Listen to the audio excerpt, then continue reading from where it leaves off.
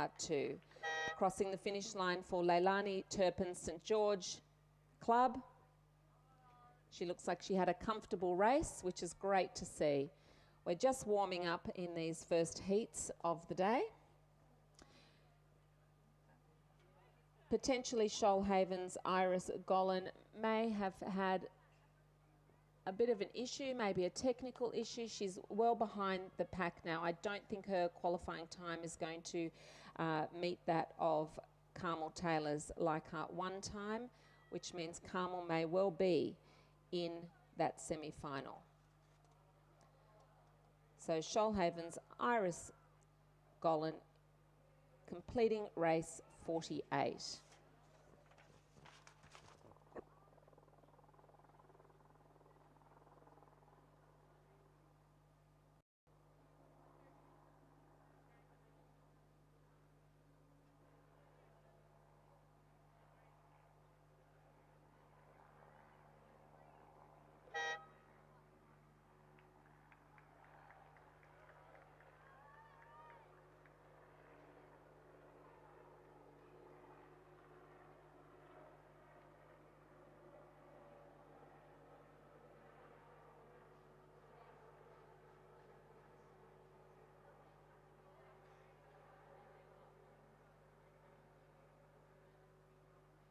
So when comparing race 47 with 48, that's the first place of Glebe, Charlotte Rogers at 4:25.59, compared to UTS's first in race 48, Emily Vaughan Brooks at 4:27.09. So the first race 47 was the faster heat, and I'm not going to even attempt the maths on the two fastest next times because we still have two more heats to go. In race 49, the women's D grade single scull is now lining up waiting for the starter's call. In lane 1, University of New South Wales Alana Pinder, coached by Jason Quigley and Chris Burns. Lane 3, Shoalhaven Megan Smith, coached by Catherine McKeever. In lane 4, Chris Brennan, coached by Peter Bond, representing the Endeavour Rowing Club. ANU in lane 5, Darcy Warmerdam, coached by Edwin Bean. In lane 6, Leichhardt 3's Lisa Malnieu, coached by Frank McHugh. And it's great to see Louise Termine out here for Lake Macquarie in lane 7.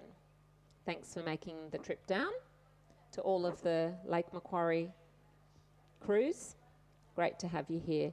We've got Kate Wareham, coached by Mark Tejan from Glebe in lane 8, and Daniel Waddell and Angus George, who coach Sarah Morfitt from the Nepean Rowing Club. So they didn't have far to come, but it's great to have such a licorice all sorts set of crews and clubs in these first 3 heats, as they have started this race with some nice high rating starts to push away, distinguish themselves early in the race, because that's what they came here for in this grade regatta that is Ed Trickett. They came here to work on their point score, and I will take you through at different times this morning how every Rowing New South Wales member has a grade score and what that reflects, skill, their racing experience, and determines who they'll race against at grade regattas just like this one, and over what distance. So being new to, those of you who might be new to rowing, you can start with the information that everyone starts as a new rower with a grade score of 4, which is high as the grade scores go. And just like rowing, where you go backwards and you cross the finish line, it's a backward sport really, and it's no different in the point scoring. You start high and you're trying to get the lowest score you can get as a grade rower. So we'll cover that in more detail as we go through the morning. It is interesting because it means you can get a real mixed bag of ages. in a race. Unlike other regattas where it is age dependent and they do averages of the ages in the boat, that is not the case for grade regattas. And so you can be a masters rower with a fantastic grade score against a junior, which is really exciting. But let's return now to this race, race 49. And it looks like the middle part of the field, lane 5, that's ANU's Darcy Waterdam, maybe leading the pack at this point in time. So it's a nice triangle pattern on the course with the leaders in the middle of the course fanning out to the edges. Although I would say, Jane, that Nepean's Sarah Morfitt does seem to be challenging Darcy for a place in this heat, which will move her through to the semi-finals.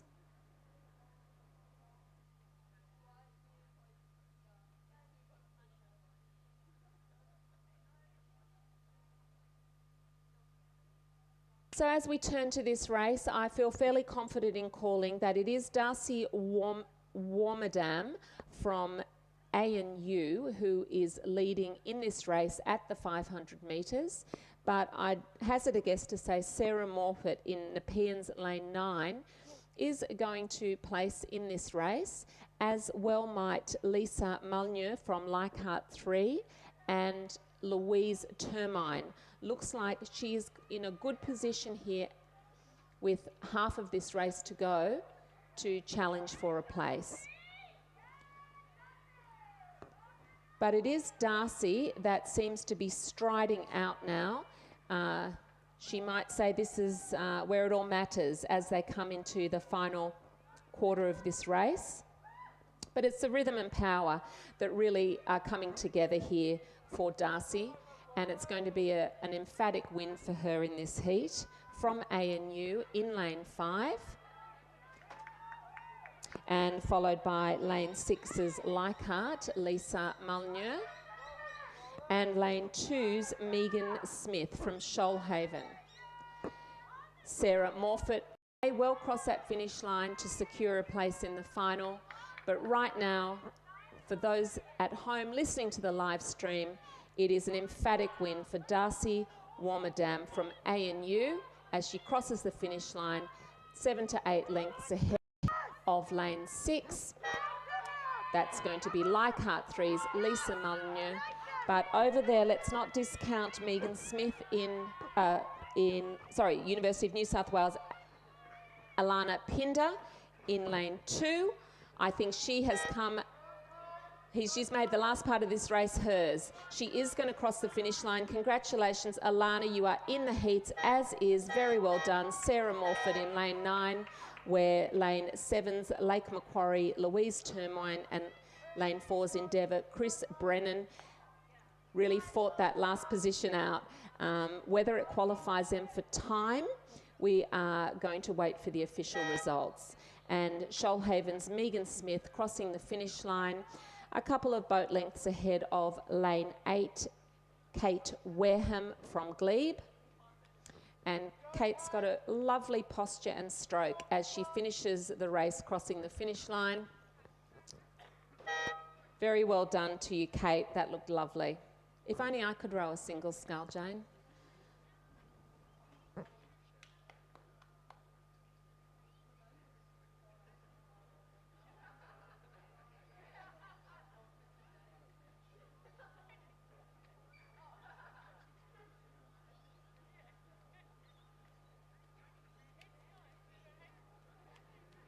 So the unofficial results, but we're pretty confident that it's University of New South Wales, Alana Hamilton through to...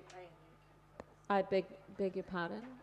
Sorry, I was looking at the wrong screen, everyone. Apologies. This was race 49. ANU's Darcy Waterdam in 4 minutes 28.02. So pretty close to race 47 in terms of speed and timing. Leichhardt 3's Lisa Mulnier is through to the semi-finals. Second, Nepean's Sarah Morfitt from Nepean in third will be through to the semis, as is Alana Pinder from the University of New South Wales. So the much anticipated timing to give us the next 2 fastest crews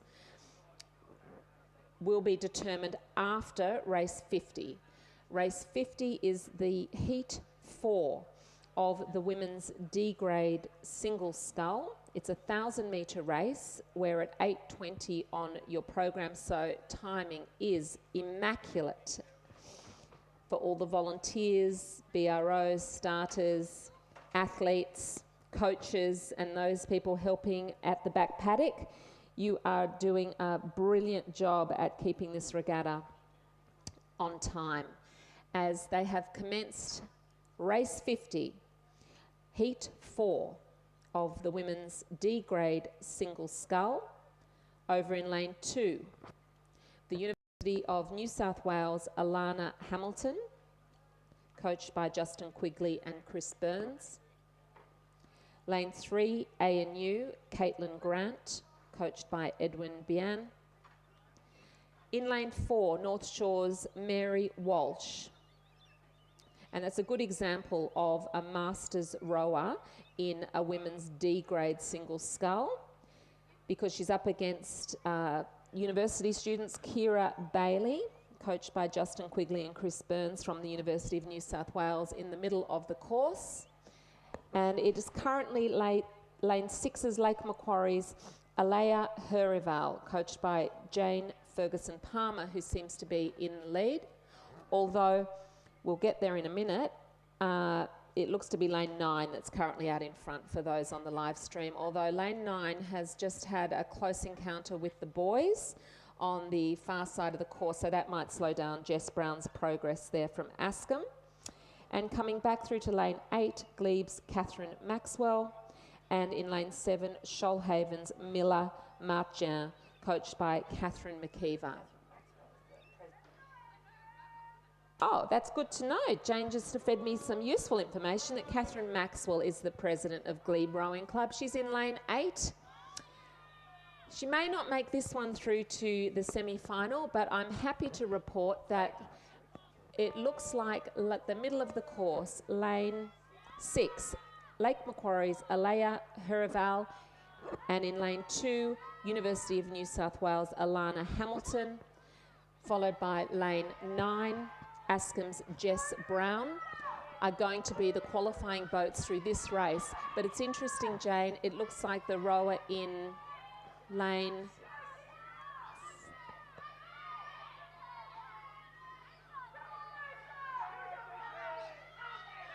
so Alea, lane 6, Alea Herival from Lake Macquarie, barring any disaster now, is going to cross the finish line to qualify in this heat. Lane 9's Jess Brown is being pressured by lane 2's University of New South Wales, but Jess takes that out in second place. It looks like lane 4, North Shore's Mary Walsh, is going to qualify. Well done. And she couldn't be caught by Shoalhaven's Miller Martin in the last 3 strokes. And congratulations, University of New South Wales Alana Hamilton. Looks also, she may have been in 5th place there, so would have to get through on the time score, as ANU's Caitlin Grant crosses the finish line ahead of University of New South Wales Kira Bailey. And Catherine Maxwell rounds out the field in race 50 of the women's D grade single scull. There was some exciting racing in there. As Kim crosses the finish line now, I'm sure she is happy that's over, as I well would be also. Congratulations to all of the women's D grade single scull, as we now move to some exciting racing in race 51, which is the men's C grade quad scull. They are racing, these are crewed C grade boats. In the next sequence of heats, there are 2. Heat 1, which is on now, race 51, will progress to the final. So in lane 2, the St George crew of Jack Cave, Rory Cole, Kurt Armstrong and James Hunt, coached by Mark Featherston. Lane 3, the University of New South Wales Robbie Island, Anthony Ball, Nathan Helms and James McCready, coached by Justin Quigley and Chris Burns. In lane 4, coming up from the nation's capital, is the ANU crew of Finn Penny, Ashley Young, Tom Carlisle and William Cusack. There's two D grade crews in this race, and of course you can row up a crew but not down. We've got the Balmain D grade of Michael McCormack, Jock O'Shea, Andrew Heger and David Howard Jones. University of New South Wales in C grade, Lachlan Savage, Mitchell Lane, Archie Gillies and Matthew McDougall, coached by Justin Quigley and Chris Burns. Endeavour are fielding a D grade boat of Peter Bowman, Jacques Rousseau, David Henderson and Tim Blomfield, coached by Peter Bond. And in Glebe, we have Sam Greenwood, Nick Byrne, Max Mills and Samuel Boland. So in the crew closest to the grandstand, that is the Glebe crew, which happens to have my son in it, but anyway, I'll be pretty excited if they get through in the first 4 of this race to go on to race 61. But right now, the field is packed. They're like a little crew of sardines in a tight tin because it's hard for us to see who's out in front, but it looks it could be the University of New South Wales and ANU in a head-to-head battle. The University boys of Robbie Island, Anthony Ball, Nathan Helms and James McCready from the University of New South Wales, tightly packed against ANU's Finn Penny, Ashley Young, Tom Carl and William Cusack. But the boys in the middle in packer from Balmain are giving University of New South Wales for 3rd place a run for their money. And as they're pushing through now, the Glebe crew are moving up on the crew from the University of New South Wales. I don't think they'll be able to catch them, Jane, but it looks very much now like it's lane 3 UNSW who are and ANU coming in fast. I think they'll keep their power, they'll keep their strike rate. I don't think they'll catch them, but UNSW are going to take the 1st place position in race 51, followed by ANU in 2, but happy to see the University of New South Wales in lane 6 crossing in 3rd place, just ahead of lane 2 St George, followed by lane 5 Balmain, and here are the boys in lane 8 from Glebe. Endeavour is powering ahead now to the finish line. They've got another 25 strokes to go. Congratulations to all the rowers in that first heat of the men's C grade quad scull. I mean, the conditions would say the racing is easy, but I'm telling you, Jane, doing 1,000 metres when you want to get a place in the final, nothing about it feels easy.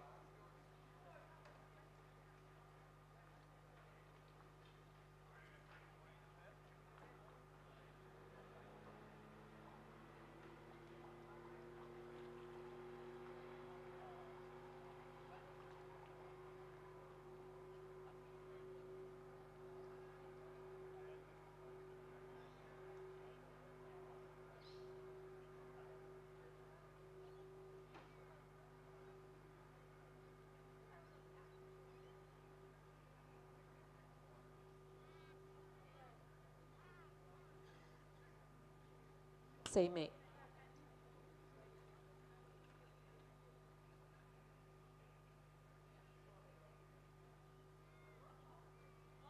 Ready. And we're here now in race 52. This looks fast. I don't know, we can't see anything from up here. But it's race 52, the men's C grade quad scull. This is 1,000 metres. This is heat 2. And this is Jane's first time in the commentary box, so we're going to be super kind to her. But she's going to read out who's in lane 3, 4, 5, 6, 7 and 8. Over to you, Jane. Thanks, Kath. And in lane 3 is Shoalhaven with Joseph Bashar, Harry Davis, Chris Turner, Mark Whitaker, coached by Andrew Parry. In lane 4 is Drummoyne with Hudson Donovan, Nicholas Brown, Andrew Goldstein, Hugh Lucas, who are coached by Sarah Ellis. In lane 5 is the University of New South Wales with Ali Yoshiti, Edward Fang, Alexandra Anderson, Justin Nelson, and their coaches are Justin Quigley and Chris Burns. And in lane 6 is the University of New South Wales, Fraser Wilson, Jago Lambert, Daniel Morris, Nitam Bansal, who's coached by Justin Quigley and Chris Burns. In lane 7 is the Mossman crew with Mark Luan, Alexandra Doji, Magnus Boulton, Ian Alsop, coached by Tiffany Hutchinson. And in lane 8 is the Glebe crew of Robert Dallymore, Tim Spider, Andy Wigan and Kenny Major. And it's a tight race here, Kath. It's fantastic. I've just been watching, because I had that wonderful opportunity with you reading the names, Jane. The University of New South Wales crews, they're in the yellow alpacas in the middle, and they are really, maybe it's just inter-shed rivalry between those two crews. They're a D and a C crew, so maybe the D grade has something to prove to lane 6's Wilson, Lambert, Morris and Bansal combination. But it's really exciting to see the middle part of this race spreading out now with lane, I want to say lane 4, Drummoyne, seems to have come out of nowhere. Honestly, I thought the University of New South Wales crews might have lost a bit of their mojo there. But and the Mossman crew in lane 7 are coming through. Goldston and Lucas combination, but in lane 7, the Mossman crew of Luan, Doige, Butlin and Alsop are coming through now. This looks like it's going to be a tight contest. Very tight, Kath. Between Drummoyne and Mossman. Would you say, Jane? Yes, I would. And it looks like University of New South Wales and the Glebe crew are really tightly pushing for the 3rd spot here. I love that. When 1 and 2 is clear, lane 4 is going to take this out. Drummoyne, I think that Mossman just left that push. Oh, I could be wrong. We could be wrong. It's very tight. Oh. Jane, that's a photo. No, that's the Mossman crew taking that one out, followed by Drummoyne and Glebe. Well done, Glebe. You pushed through for 3rd. Excellent racing. And I think because it's the first 4 through, I think it was lane 6, University of New South Wales, Wilson, Lambert, Morris, Bansal, who will make it into the final, which will be race 61. Good job, Jane.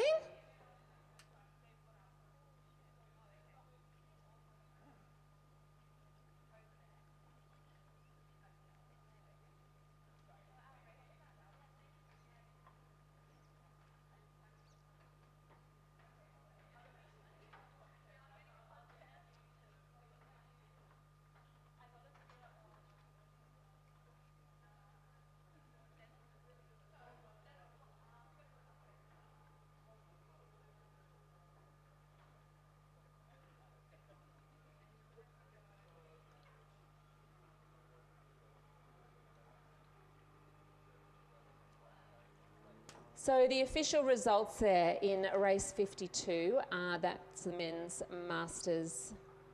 men's C grade quad scull. Look at me, Jane. I'm so in the masters mould. I say it automatically.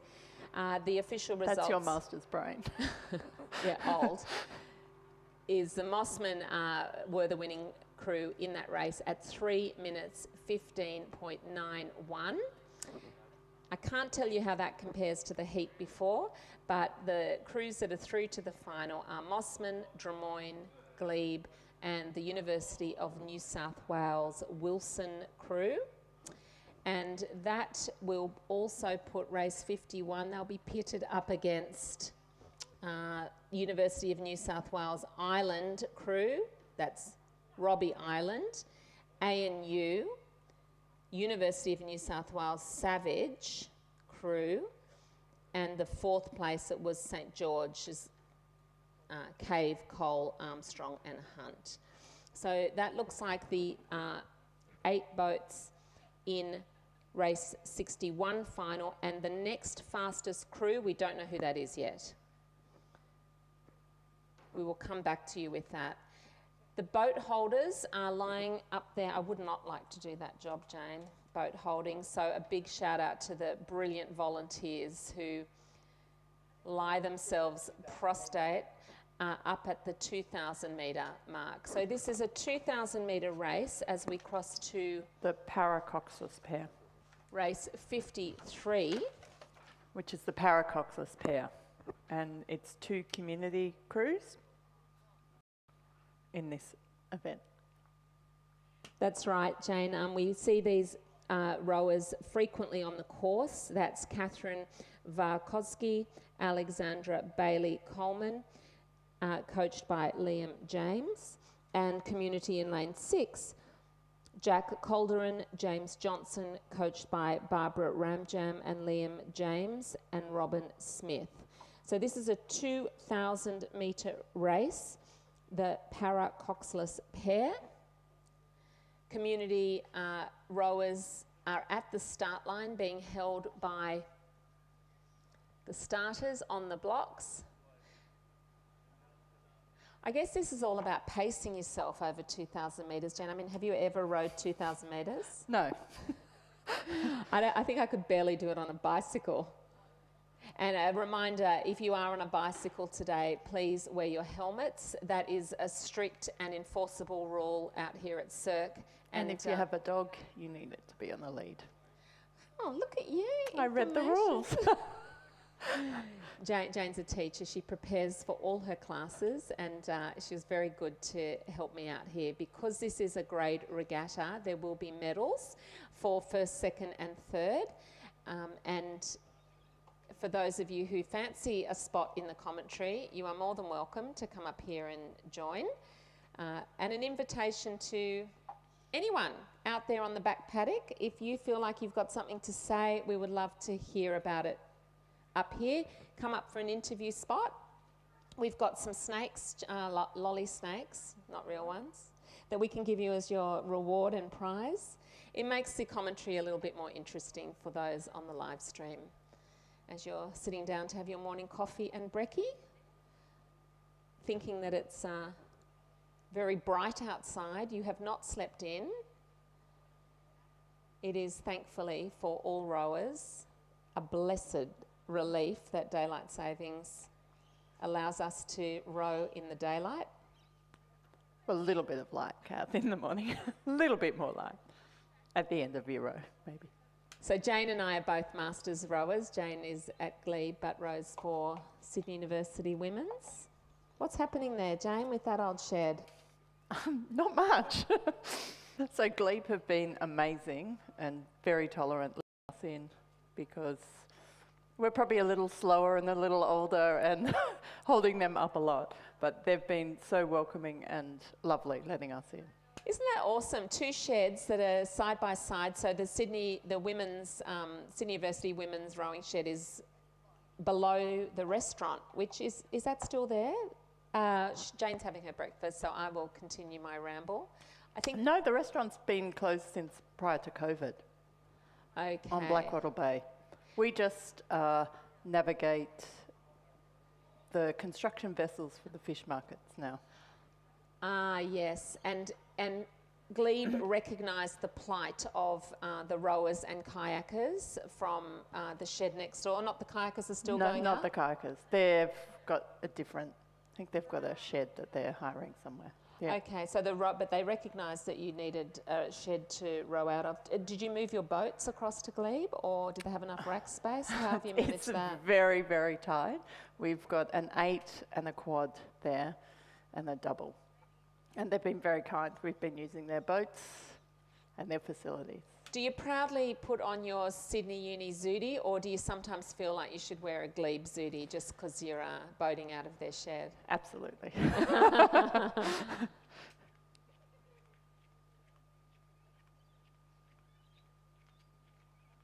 it's a good opportunity while we're waiting for this race to start to really shout out to a few of the people at Rowing New South Wales who have made today's Ed Trickett Regatta possible, and yesterday's.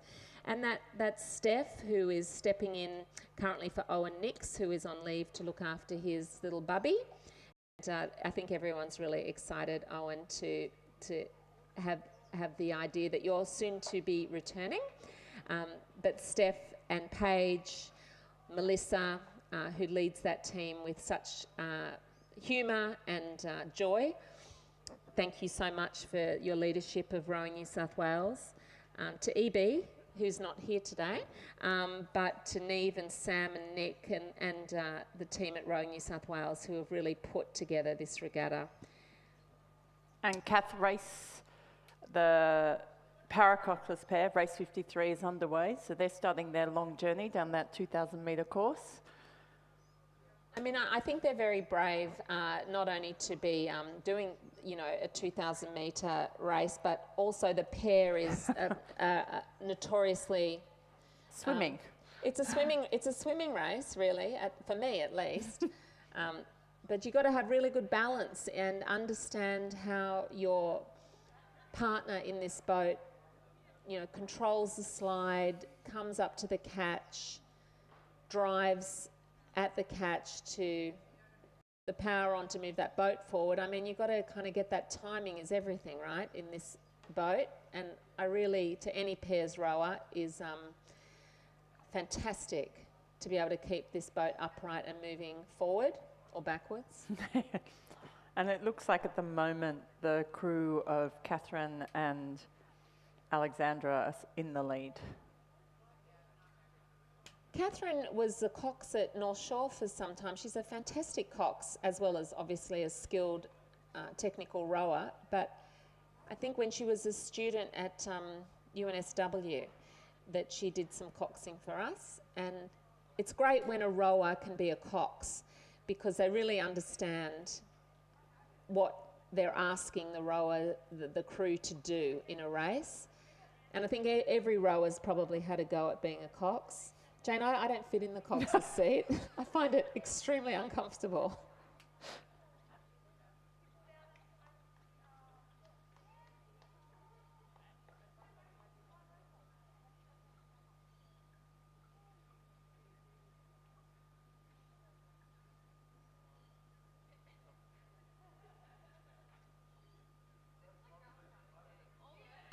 So lane 5 have just passed the 500 metre mark.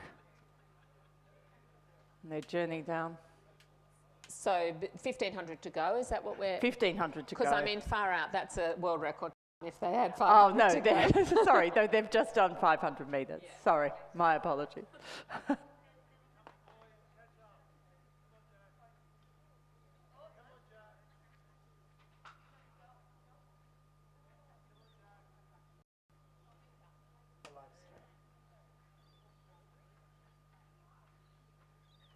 So we look to have a little bit of a technical problem, some issue in one of the boats. That's lane 6.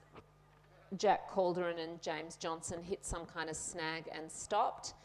But they're back. They're back on course. Back going now. Fantastic recovery.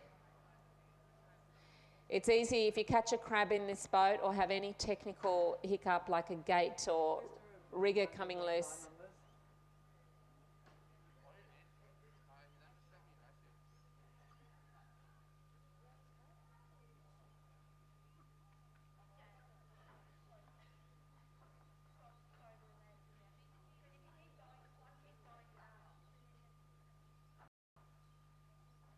So over these long races, and this is true for probably 1,000 metre race as well, but particularly in the 2,000 metre races, the rowers really need to balance their power and their endurance.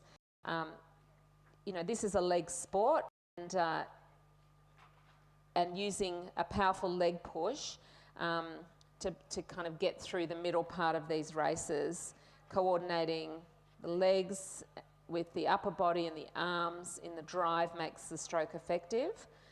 And they're settling into something that rowers call rhythm now. And you can really feel it in a crewed boat, especially in an 8. If the rhythm's good. You can kind of feel it change like a dial being moved up and down. Like when the rhythm's good, everything in the boat feels easier, and you get an opportunity to feel the catch. That is that little split second of resistance on the blade before the leg drive comes on. When the rhythm's out, you can equally feel it. It's like a slog. The boat doesn't run well. It tilts from bow side to stroke side. TikTok.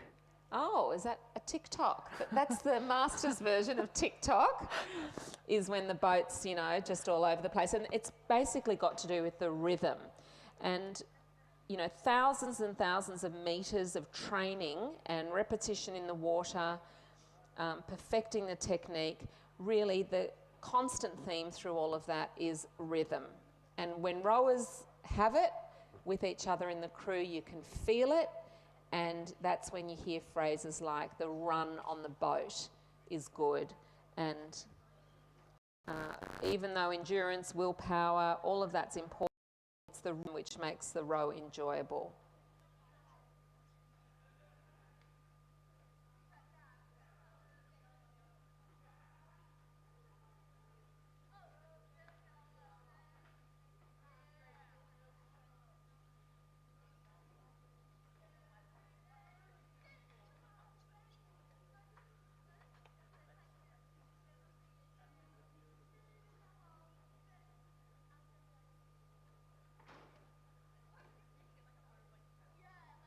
It's fantastic that we don't have to worry about heat management out here today.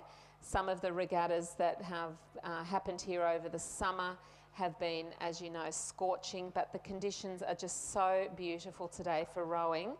The temperature's low, the wind is low, the water's flat, there's no cross breeze, the birds are singing, flowers are blooming. Jane, what else could we ask for? It's beautiful. There's a little bit of a breeze, Kath, picking up now. You can see the flags are just starting to pick up a little bit. Well, Jane's a geographer, so it's fantastic having her here, because she was teaching me about something about winds coming from they go toward the direction that they... No, it's where they come from.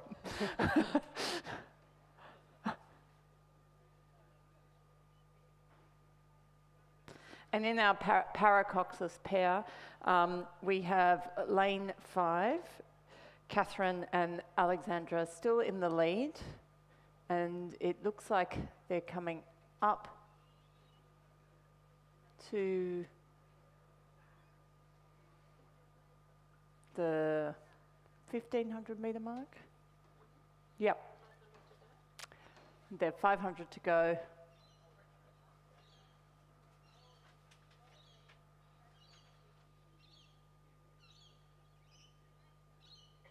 Yeah, the para rowing has full integration now into the main rowing program in Australia and internationally.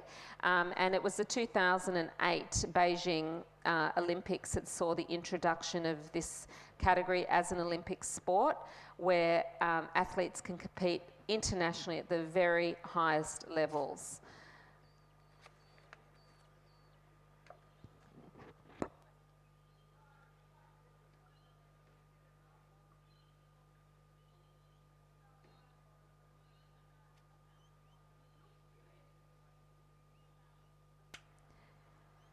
If you're in the back paddock and you've come off the water, could you please just remember to get those bow numbers and bring them back up to the ground floor of the commentary tower. There's a basket out the front, you can drop them in. Can we just have a little attention and application to bow numbers and returning them promptly to the commentary tower? Thank you.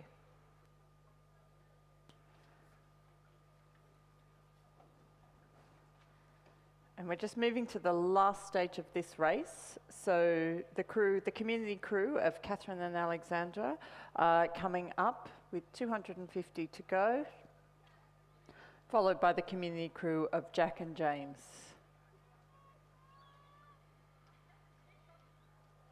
And they're probably enjoying this race for the first time now. As they stride out a little bit, they can drop their rate, unless they're hoping to look at their times and maybe clock a personal best or I mean, you never really take the power off, but it's really nice to see the crew of Catherine Varkowski and Alexandra Bailey-Coleman.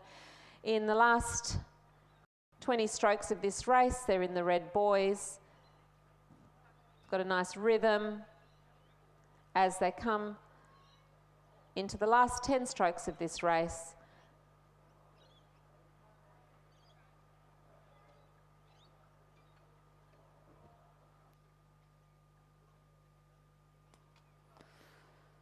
And they're just crossing the line now, so well done.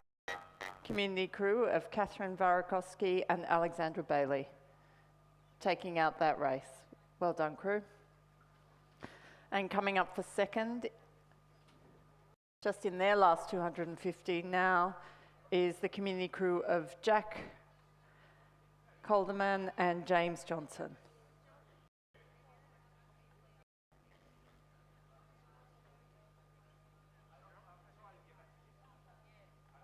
Yeah, this competition lake was, as you well know, built for the Olympics that were in Australia, and this competition lake stretches for 2 kilometres in an east rowing to west configuration. There's a warm-up lake on the island behind us in the finish tower to the north, and the warm-up lake has 8 pontoons, lots of grass, lots of wide open spaces for trailers. And if you go down there, it does look like a patchwork of trailers from all different clubs. And Kath, we're just about to see Jack Calderman and James Johnson push into the line, their last few strokes. I'm sure they'll be very glad for that beeper after 2,000 metres. Well done, Jack and James. Lovely racing. And they'll row round now through the arches of the bridge to the back lake for their cool down. And there'll no doubt be a lot of their teammates from community to help them get their boat off the water. It's great to see the safety boats and the BROs out here on the course. They're all volunteer positions, and we couldn't be safe or get the races done without them. So thanks to the boat race officials who are keeping us all honest. Lining up now at the start is the women's C grade single scull. It's the first heat, and so the first 3 progress to the final, and the rest are eliminated. And there are 3 heats of this women's C grade single scull.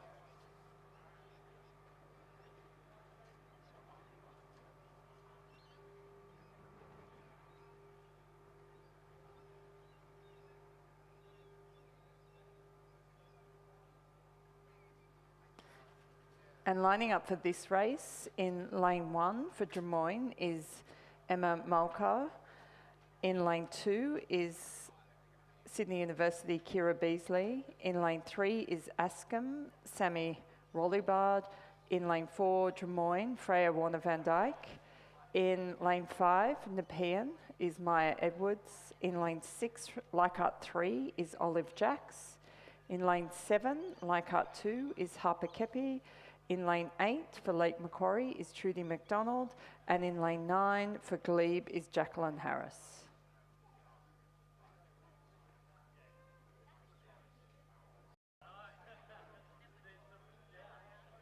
So it's starting to get a little bit more competitive. We're now in the women's C grade single scull, and this is heat 1 of 3. Thanks, Jane. And some of these rowers have come a long way. I'm absolutely sure they don't want to go away empty-handed today. Not that they're after the medals. Of course, these rowers probably have a box full of medals, but it's because of what it can do to their grade score. So I think many of these rowers would be really interested in getting some of their scores shaved off, because remembering the lower the score, the higher the grade. So for example, if you enter a single sculling race such as this one, your eligibility to enter that race will be determined by your grade score alone. And that's different to crew races where the eligibility is determined by an average of all the athletes. However, for this particular race, these are a mixture of C and D category grades, And you can enter races at or above your own grade score. So if you're a C grader, you can challenge yourself by tackling a B grade race or even an A grade race over 2 kilometres, but you can't race lower than your grade. So these rowers today, for example, Olive Jacks and Kiara Beasley are rowing up in this C grade race. And we're looking now at the course. It looks like lane 2, Kiara is holding her own over Emma Malka of Drummoyne in lane 1, and in fact is pulling away Kiara Beasley from Sammy Rebillard from Askham and also from Freya Warner Van Dyke from Drummoyne. So she is really powering over there in lane 2 and doing a brilliant job. And it also looks like Lake Macquarie, Trudy McDonald, and lane 9, Jacqueline Harris are also having a great race. Yeah, I love seeing Trudy race, Jane. She's only been rowing, for 5 years, and the last 4 of those years she has been selected in the state Masters quad, which is just a phenomenal trajectory from someone who was dancing ballet to now rowing. Maybe there's a lot of similarities between ballet and rowing. But good on Trudy. She's staying neck to neck with Jacqueline Harris from Glebe. But I'm really excited to see what Kiara Beasley, coached by Thomas Lorich and Alan Bennett, is doing over there in lane 2 from Sydney University. She is having a rip-snorting race, I would say, in her yellow and blue Zudi. As a D grade rower, she is really putting the pressure on all of the other crews, and she should be firmly congratulated for a most excellent race in race 54, the women's C grade single scull. Kiara Beasley is going to take out this race by several boat lengths over her nearest competitor, Trudy McDonald from Lake Macquarie in lane 8. But the pressure for 3rd place between Drummoyne rower Freya Warner and Jacqueline Harris from Glebe for 3rd place is going to be tight, but as expected, Kiara Beasley crossing the line. And it looks like Jacqueline Harris is going to take out 3rd in lane 9. She did really well in those last 10 strokes to get a good boat length lead over Freya Warner Van Dyke, who came in. But in lane 7 and lane 7 just pipped. Harper Kepi just seems to have gone ahead of Sammy Rebillard across the finish line, as we also have a tight finish for lane 5. Nepean 1's Maya Edwards crossing just ahead of Drummoyne's Emma Malka. And congratulations now to Olive Jacks from Leichhardt 3 in lane 6, who is crossing the finish line to round out the field in race 54. Heat 1. So, Jane, just to recap, if you could, you've written them down. Who is progressing to the final? So we have the first 3 places, Kath, progressing to the final. So that would be Sydney University's Kiara Beasley. We have Lake Macquarie's Trudy McDonald and Glebe's Jacqueline Harris. Well done. That's awesome, Jane, because they're now going to be coming up against race 55, heat 2. We've got here in lane 1. Christy Edwards from UTS. In lane 2 is Katrina Davis from Shoalhaven. In lane 3, in Leichhardt 5, we have Wendy Miller. In lane 4, for Glebe, we have Heidi Lindell. In lane 5, for the University of New South Wales, we have Helen Frith. In lane 6, for Askham, Anouk Lafferty. In lane 7 for Drummoyne is Wendy Rongalato. Lane 8 for Nepean is Zoe McLeod. And in lane 9, in Leichhardt number 1, is Daniela Bourget. And I think the UTS Kirsty Edwards is actually scratched from this race. So let's concentrate on what we can see here. And I mean, it's hard for us to see right now to call it, but Heidi Lindell in lane 4 for Glebe has been selected for the New South Wales State 8 crew. Congratulations to Heidi. She said she rose to win, and I don't have that same view, but it's fantastic that a state rower does, because if she rose to win, then this could be our year. But it looks like Daniela Bourget in lane 9 might be progressing through to the final, as well as... Well, it's very tight, Kath. It's Heidi Lindahl and Helen Frith, I would say.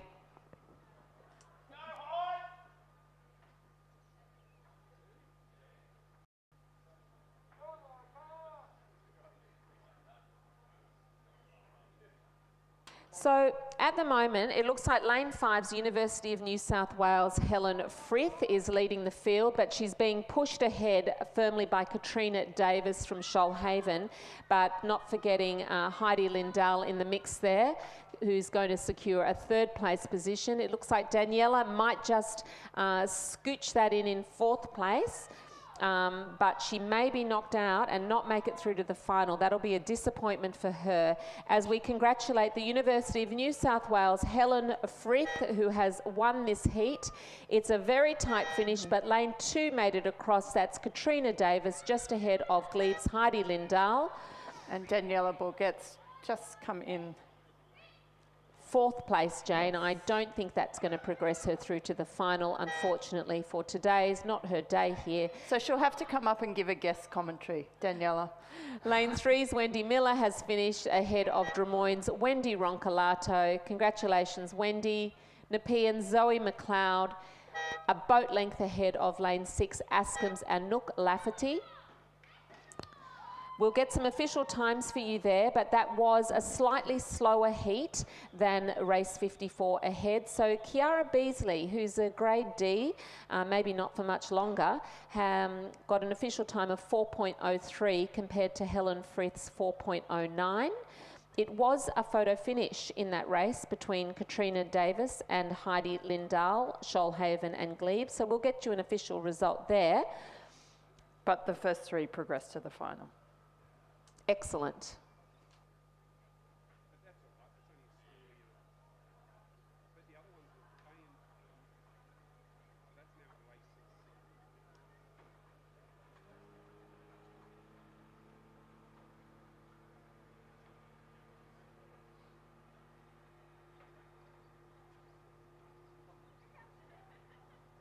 In the next race, Jane, race 56, there are 2 scratchings in this race. I'd love to tell you what they were. Well, I have lane 7 scratch. And also Chloe Hitchens from Glebe in lane 9 has also scratched. But I'm expecting this to be a really interesting race. Some other great names that we have come to know and love in lane 1, UTS Christine Phillips. Lane 2, the ANU rower Rebecca Hoffman. ADF rowing, good to see you up here in lane 3, Rachel Cope. Nikki Lepresti's C-grade rower from Leichhardt in lane 4. Elise Currell, Nepean 2 in lane 5. Drummoyne's Bianca Riley in lane 6. And Olivia Tonge from North Shore in lane 8. And it looks like Olivia's in the lead at the moment. This would be a position that she would have manifested for herself, no doubt. Olivia's been having a cracker of a season so far. She's dedicated. She's got a world record on a Masters erg. I mean, you've got to take your hat off to the lady. She's a GP in her final year of specialisation. 2 beautiful kids. A shout out. I'm sure that Hugo is listening to this race with his beautiful sister and Olivia's mum, no doubt, as well. And it's very tight. It looks like UTS in lane 1 with Christine Phillips is having a great race as well.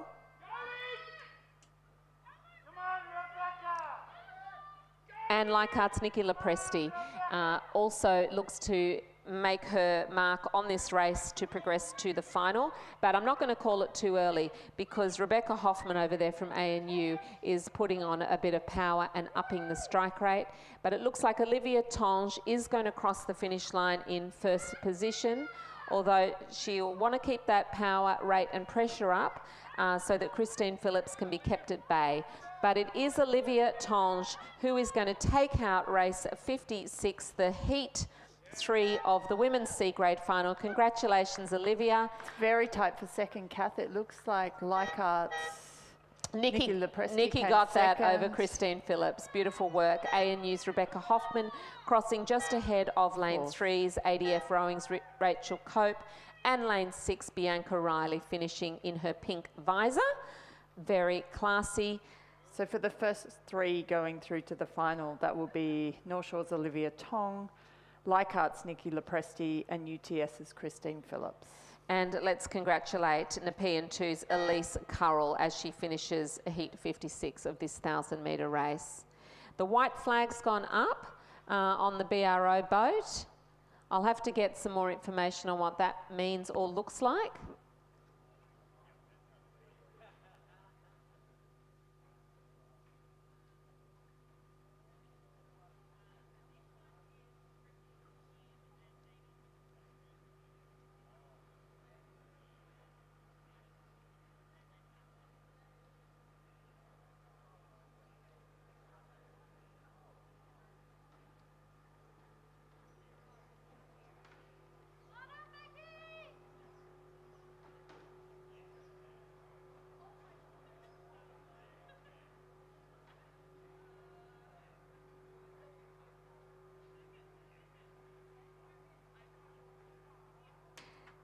The grade score wrinkle, so to speak, and thanks to Sam Boland, the comms officer at Rowing New South Wales, who helped me understand how the grade races work.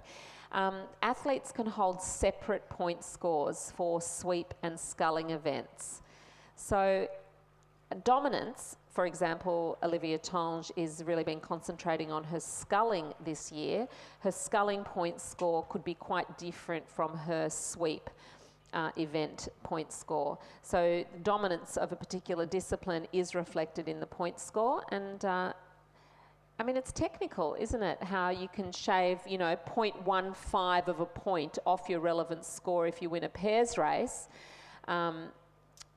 Which could be different to if you win a sweep race. So I'm just starting to get my head around how the grade and point system works. I'd like to check out my point score, Jane. I think it'd be 3.95, remembering that 4 is what you're automatically given when you start rowing. The great thing, Kath, is when you reach a certain age, there's a minimum point score that you can get to. And I think Sam told us the ages were 43 and 64, something within those range, and you can drop below. So things change when you turn 43? Evidently. Jane, they're lining up now in the men's double here, race 57. This is heat 1, and Jane will tell me in a sec how many heats there are in this by looking ahead in the program.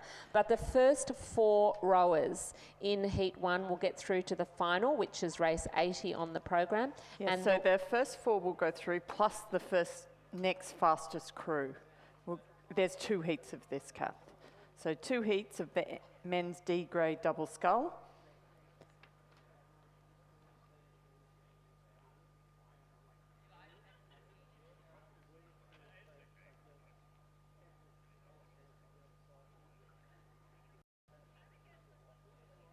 I love when you see them at the start line, Jane. They're at the 1,000.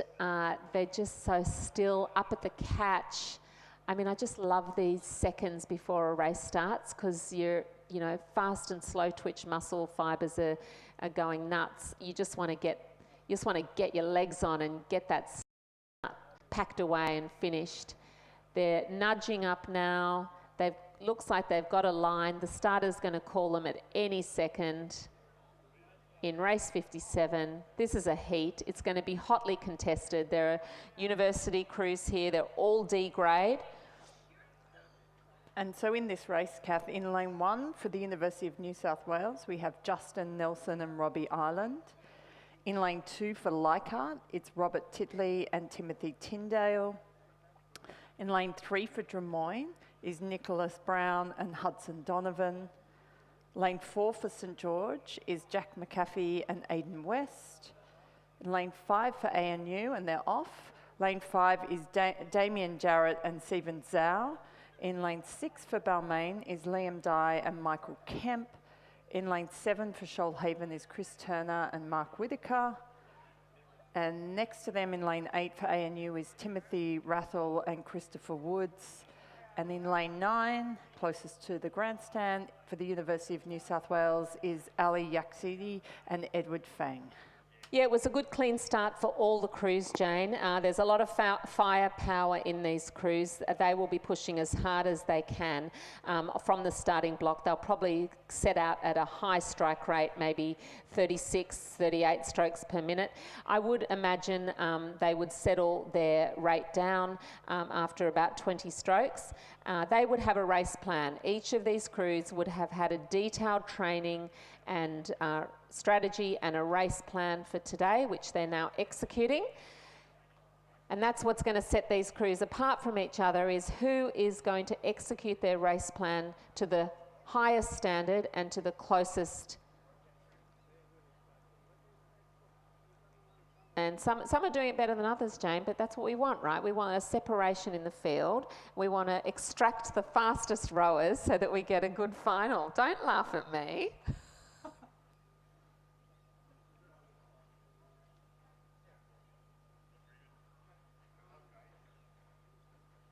Look, the nice thing about Jane and I up here is that we've known each other now for 30 years. She is my beloved sister-in-law, and it's just nice because we get to hang out up here in the air conditioning and see each other.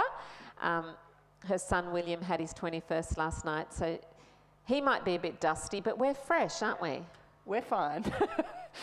Let's see how these rowers are doing, Jane. It looks like at the moment it's spreading out from lane 9, 8, 7. So that's Ali Yazchi and Edward Fang in lane 9. Look to have a bit of a lead over the middle of the course, perhaps around St George's, Jake McAfee. It's pretty tight, Kath. Aiden West. Lanes 7, Chris Turner and Mark Whitaker from Shoalhaven look to be up in the top 5 of the pack. And lane 1's Justin Nelson and Robbie Ireland are giving them a run for their money over there in lane 1. Lane 4. That's Jake McAfee and Aiden West. Yep, they're definitely holding their own. But I like what lane 9 are doing from the University of New South Wales. So on each side of the course, lane 1 and lane 9, University of New South Wales, they might be fighting it out for a place in the final.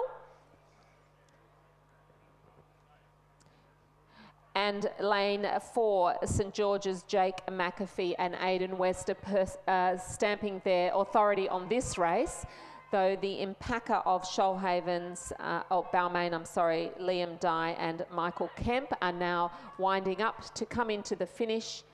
And the St George crew are winding up as well. So it looks like we have the University of New South Wales crew in lane 1, followed by lane 4, St George crew. And lane 7, we have the Shoalhaven crew. But lane 3 is coming up. Pushing up, they're going to, ooh. The lane 3 may take them. So lane 4 is chasing here, and 3rd was lane 3. But I tell you, lane 9 just left it maybe 2 strokes short of getting into that final because they really upped their strike rate at the end. They were looking across at the other lanes. They wanted it. They may have got it. I'll have to come back. No, they didn't. They got in 5th place, but they could get through on their time. So that was a fast race. At 3.4166 went to St George in 1st place. The University of New South Wales, Justin Nelson and Robbie Ireland, just 0.49 behind them, followed by Nicholas Brown and Hudson Donovan from Drummoyne, and the 4th place qualifiers for the final, Shoalhaven crew of Chris Turner and Mark Whitaker. And Kath, in 5th place, do we have who came 5th place then? Yeah, so 5th place was the University of New South Wales, Ali Yazchi and Edwin Fang, Jane. They were the ones who, had they upped their strike rate 2 strokes earlier, they would have made... well, we'll be looking at the time because the next fastest crew after the so they may well make the final. They'll be looking at the times. And maybe that's what they knew as they looked across, that they just wanted to smash a few extra seconds off that score. Fantastic. And we have the Heat 2 coming up now of the men's D grade double scull.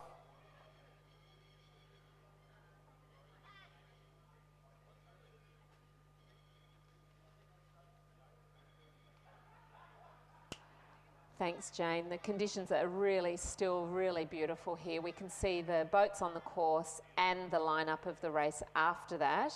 We can see cyclists on the cycleway, punters on the beach, walking up and down, proud parents here to support their kids, and let's not underestimate those parents who are driving their kids to the sheds and at all hours of the morning. Shout out. I was one of those parents, and it's a labour of love, I can tell you. Was. Still are. So this is the men's D grade double scull Heat 2. It is in progress now. Let's look at the lineup, Jane. In lane 1, Shoalhaven, Joseph Basher and Harry Davis. In lane 2, ANU's Ashley Young and William Cusack. Endeavour are fielding Peter Bauman and Tim Blomfield. The beautiful Johnny Nolan and Sam Greenwood in lane 4 from Glebe. ADF Rowing's Bill Todd and Chris Austin in lane 5. Next to them is Fraser Wilson and Nityam Bansal from the University of New South Wales. Shoalhaven's Hugo Golan and Rory Dixon. St George in lane 8, Julian Grunsel and Jacob Wilson. And University of New South Wales, Alexander Anderson and Nathan Helms. It's exciting to see now. We've got some early indications of how this race is going to pan out. The University of New South Wales, Fraser Wilson and Nityam Bansal in lane 6, followed by St George, Julian Grunsel and Jacob Wilson's crew in lane 8. And it's lane 9's University of New South Wales, Alexander Anderson and Jason Helms, being pushed ahead by ANU's Ashley Young and William Cusack. So it's starting to spread out now. It's a jigsaw on the field of kind of back, forward, back, forward, back, forward. So it looks like the odd numbers have it. Even numbers have it. So ANU's out in one of the leading spots in lane 2. That's Young and Cusack. Then lane 3's behind, lane 4's ahead, that is Glebe's Jonathan Nolan and Sam Greenwood. Lane 5's behind, lane 6 is ahead, that's University of New South Wales, Fraser Wilson and Nityam Bansal. So it looks like we've got lane 2 in the lead at the moment. Competition, Jane. And lane 6 is hot, very close. I think lane 6 may take this. So we're looking at lane 6. The University of New South Wales have just taken this heat out. 2. Then we have lane 2 for ANU 8. and lane 8 for Shoalhaven. 9. And coming fourth is 9. Lane 9.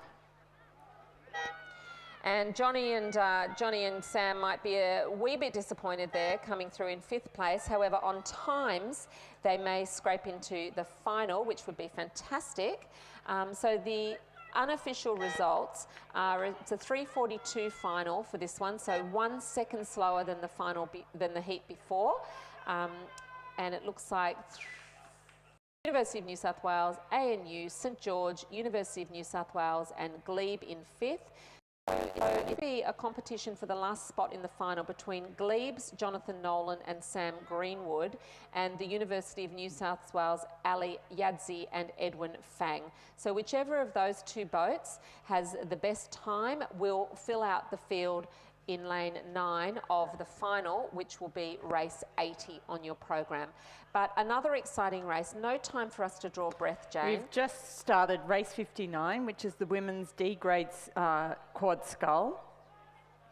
And this is the first heat of 2 heats, and the first 4 get through to the final plus the next fastest crew. So in this race, in lane 3 for St George, we have Lily Featherstone, Abby Featherstone, Beth Jacobs and Ellie Featherstone.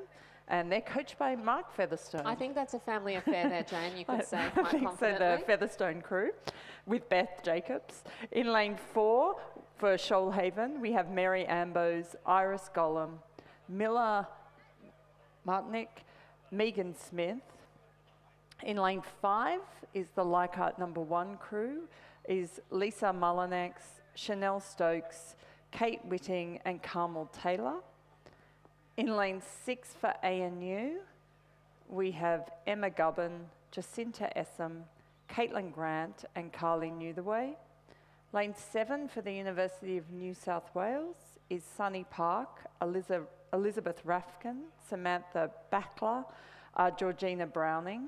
And in lane 8 for Leichhardt number 2 is Nevi Masaryk, Carolina Cossair, Christina Foxton and Leslie Howard. Yeah, they've got some nice, clean, flat water. They're looking to get into their race pace in this middle part of the race. They're setting up a rhythm with the stroke of these quads. And they couldn't have better conditions out here. By upping the pressure and the strike rate, it looks like the Leichhardt crew are pushing ahead. I'm not sure whether it's Leichhardt. I think it's the middle crew of Mullinoe, Stokes, Whiting and Taylor.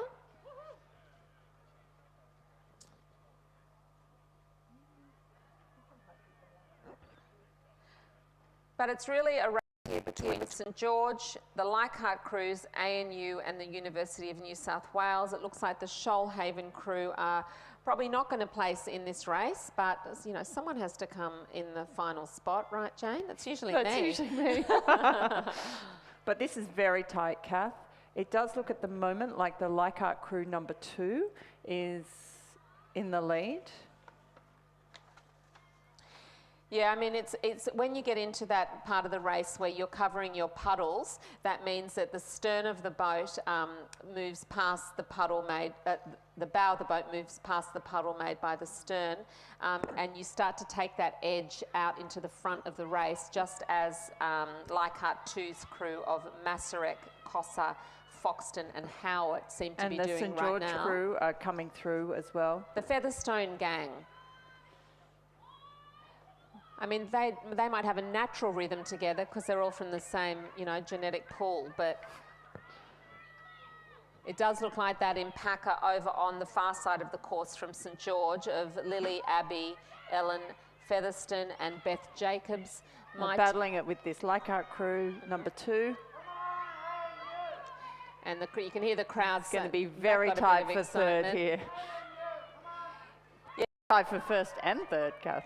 You're right, Jane. The third place is going to be between Leichhardt 1, ANU and the University of New South Wales. It looks like 7 of University of New South Wales. Looks like the Leichhardt crew are taking this one out. Leichhardt crew number 2. Oh, this is very tight here, Kath. University of New South Wales really want this, and I think they're going to get it. I've got to say, pushing, and looks like they have second. that Sunny Park, Elizabeth Raffin, Samantha Backler, and Georgina Browning have come second from being 4th or 5th in the field. They're very happy with each other. Well done to University of New South Wales, unofficially in second place, 6 seconds behind the winner of Leichhardt 2's crew, with St George in 3 and ANU in 4. Those crews are going through to race 74, the final. And plus the next fastest crew. Lovely. Which could be from either race.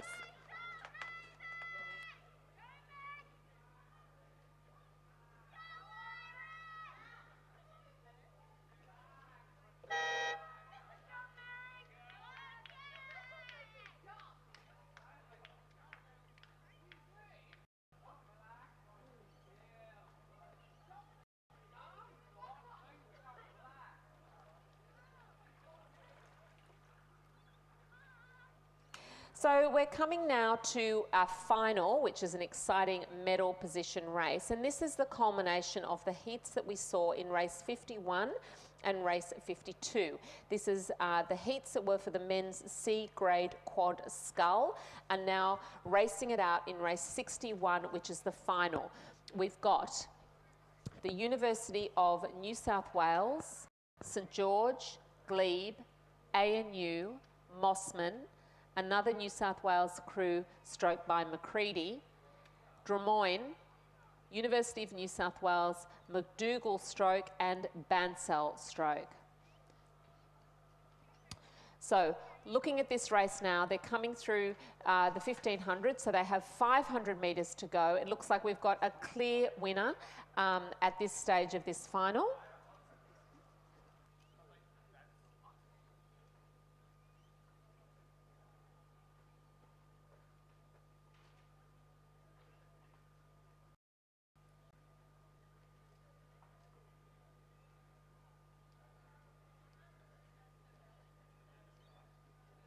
Team and those on the live stream, apologies, I was ahead of myself. We are still in race 60. I'm so sorry. Race 61's coming up. I just got excited. This is race 60, which is the women's D grade quad scull, and the second heat. So we have Regatta in lane 3, St George in lane 4, University of New South Wales in lane 5. In lane 6 we have ADF rowing. In lane 7 we have Balmain, and in lane 8 we have Ascombe. Yeah, sorry, Jane. I was looking at the race 61 lineup, and as we come to the heat 2 of this, we've got Olive Jacks, Sonia Jones, Harper Kepi, and Lily McHugh in lane 3 from Leichhardt 3.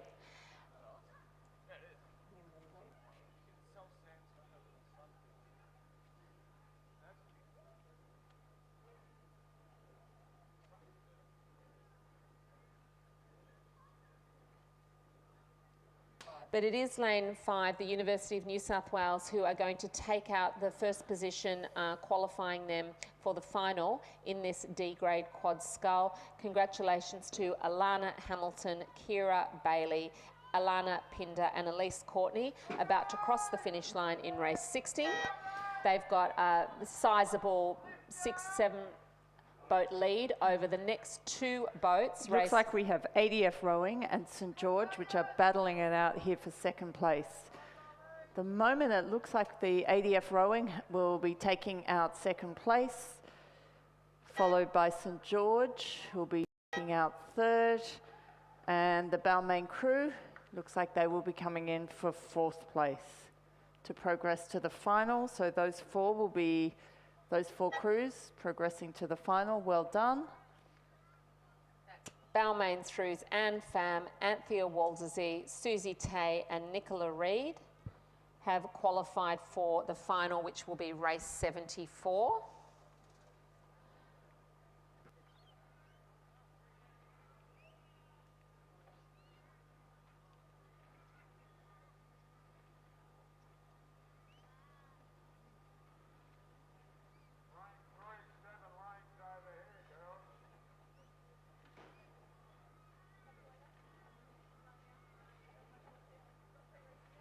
Yeah, and the Leichhardt 3 crew of Olive Jacks, Sonia Jones, Harper Kepi and Lily McHugh may have had a few steering issues as they're coming across the finish line now. They look like they'll be happy. They might have had some technical problems because they were way, way behind the rest of the field, and that wouldn't be usual for that crew.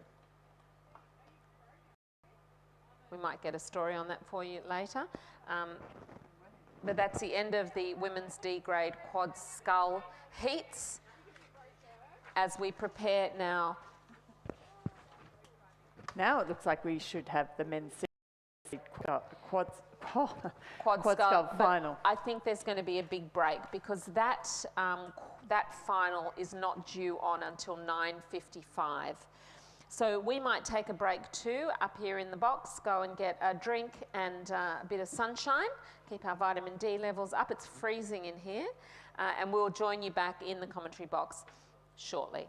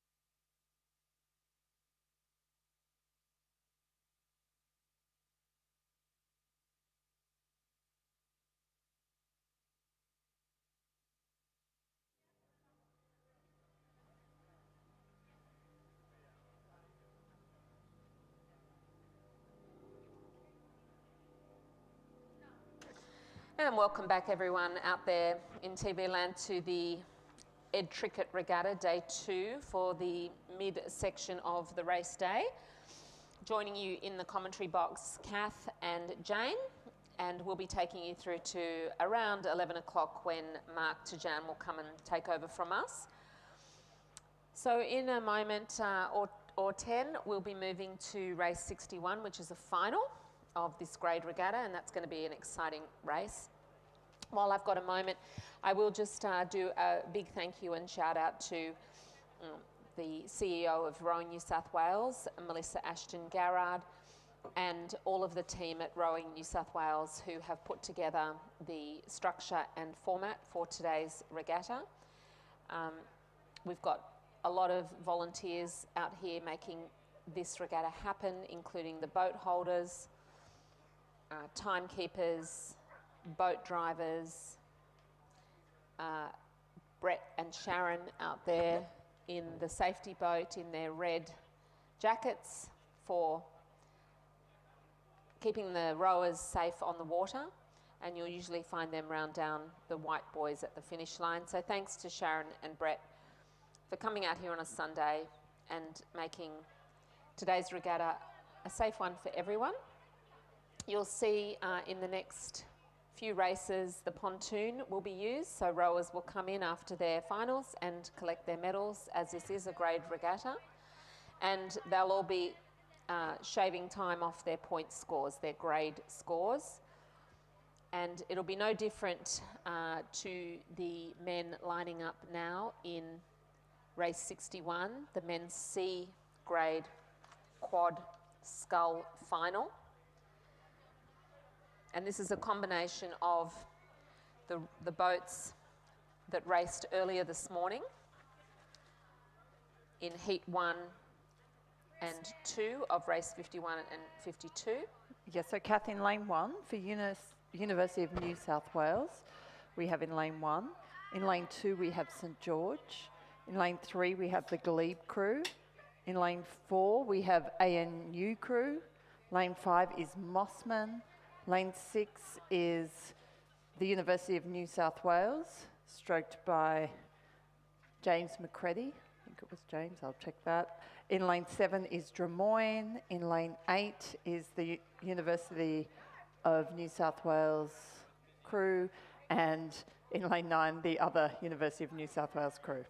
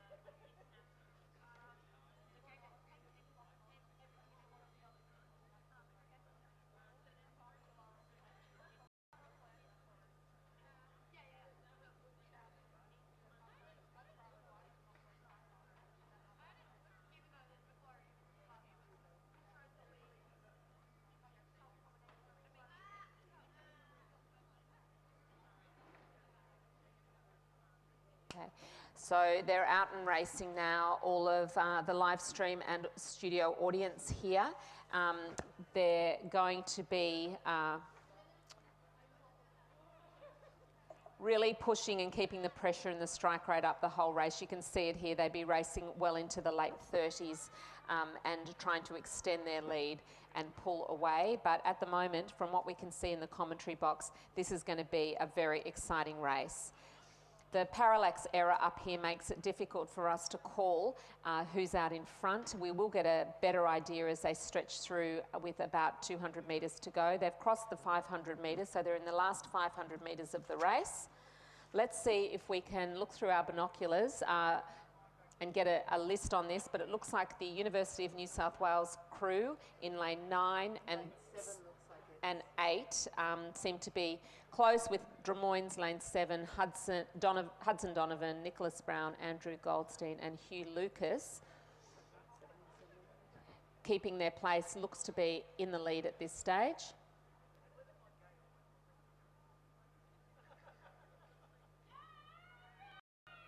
So it does look like Drummoyne have maintained a nose out in front of the University of New South Wales crew of Wilson, Lambert, Morris and Bansell in lane 9. And they're pushing through and taking a little lead now on the far side, the course closest to the grandstand. Crew of Drummoyne's Hudson Donovan, Nicholas Brown, Andrew Goldstein and Hugh Lucas, potentially half canvas in front of lane 5, which is Mossman's Mark Lewan, Alexander Doig, Magnus Butland and Ian Alsop. But they're going to be starting to put the pressure on them now. ANU is putting the pressure on them, Kath. That's Flynn Penny, Ashley Young, Tom Carlisle and William Cusack. And it looks like we have a tight competition between the Mossman and the Drummoyne crew at the moment. It's going to be a very exciting tight finish, Jane, but I think that Drummoyne are going to have it probably by a half a canvas over lane 5. Mossman, who have come in second place, followed by lane 4's ANU and lane 6, yes, University of New South Wales. And lane 3, coming through Glebes, Tullamore, Spiteri, Wigan and Major. That was an exciting race, Jane. We'll get some official results to you now, but it was fast. It was 3:11.64 with first place to Drummoyne, followed by Mossman, just 0.91 behind, and ANU, followed by the University of New South Wales, Robbie Island, James McCready crew, Glebe, then both University of New South Wales crew, St George and the final UNSW crew. They had 4 of those places in that final of 9. They did very well.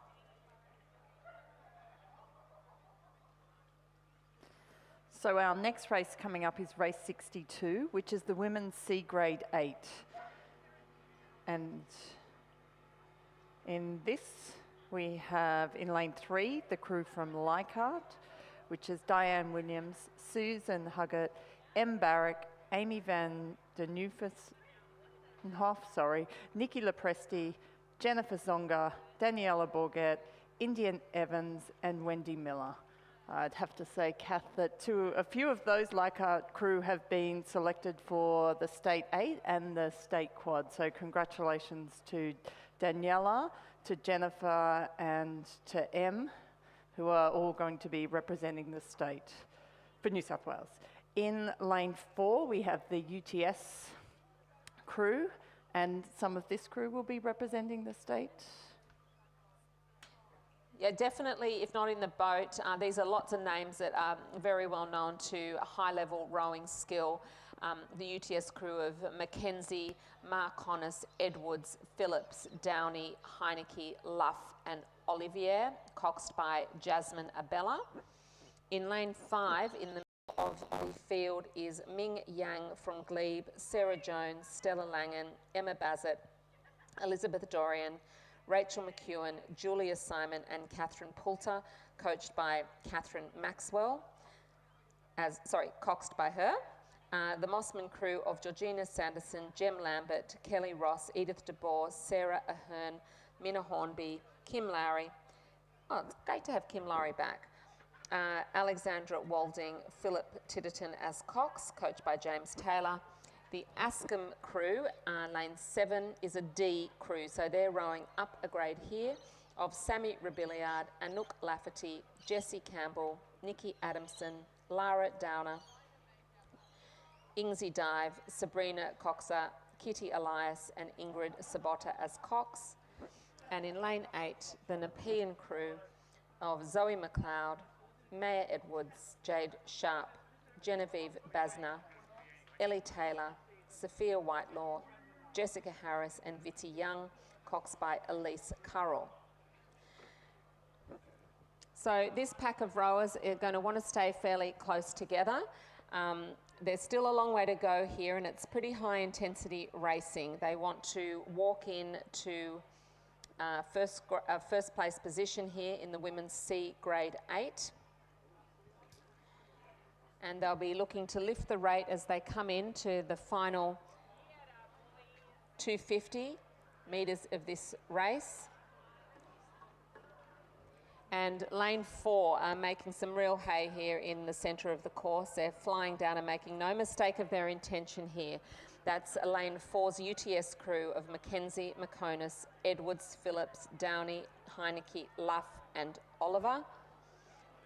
Lane 4 look like they've got a substantial lead here over the next front runner, which looks to be the Leichhardt crew of Williams, Huggett, Barrick, Vander, Nieuwenhof, Lepresti, Zonga and Bourget, with Evans and coxed by Wendy Miller. But it is going to be lane 4, the UTS crew, who are going to take out the women's C grade 8 in a boat's length lead over the competitors from Leichhardt. They're being pressed somewhat by the Askham School, who will come into 3rd place, about half a boat length ahead of Leichhardt, and another half boat length behind from Nepean Club, who beat Glebe over the finish line. That's the crew of Young, Jones, Langham, Bassett, Dorian, McEwen, Simon and Poulter, coached by Catherine Maxwell. It looks like the Mossman crew in lane 6 did not start this race, which is really good that we didn't call them out in the lead at any time there, Jane. What's happening on the pontoon? That was lucky.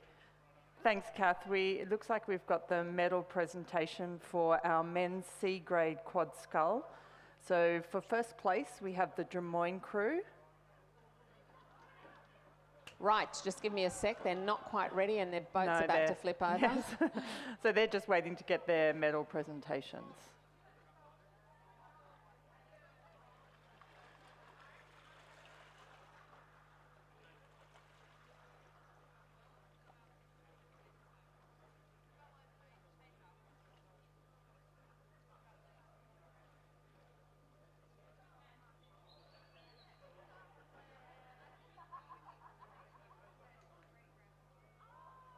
So just getting their medals for the men's C grade quad scull. In 3rd position was ANU, and the ANU crew was made up of Finn Penny, Ashley Young, Tom Carlisle and William Cusack, and they're just being presented with their medals now. Congratulations to that ANU crew. You came a long way and it was for a medal, so well done.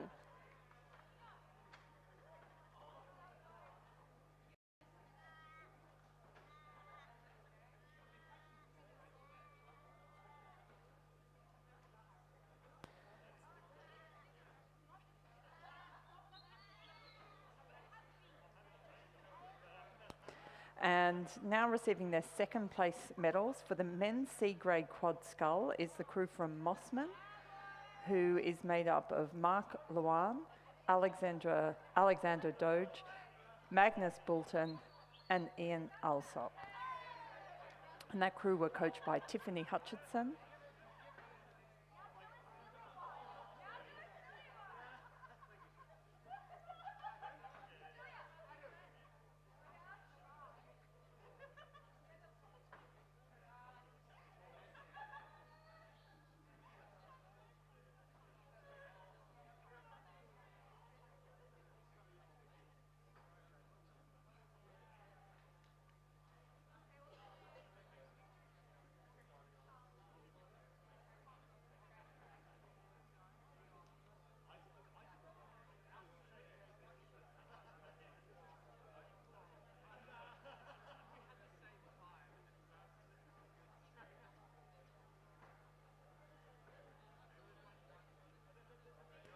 And about to be presented their medals for the winners of the men's C grade quad scull is the crew from Des Moines, which was Hudson Donovan, Nicholas Brown, Andrew Goldstein and Hugh Lucas.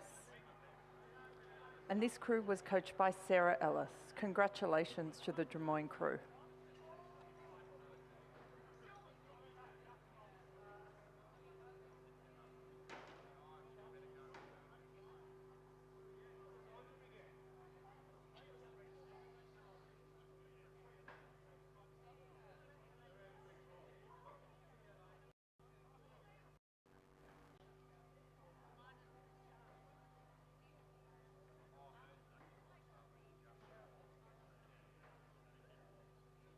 And congratulations to the first, second and place winners of the men's C grade quad scull. So Des Moines in first place, Mossman in second, and the ANU crew in third. Congratulations.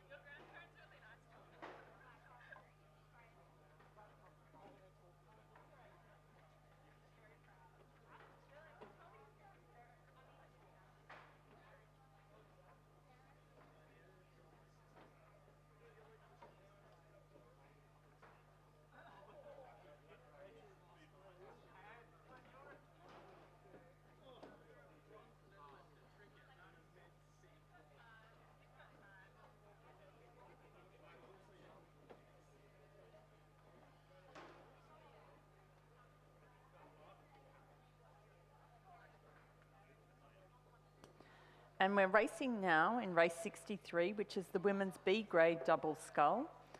So we have 4 competitors in this race.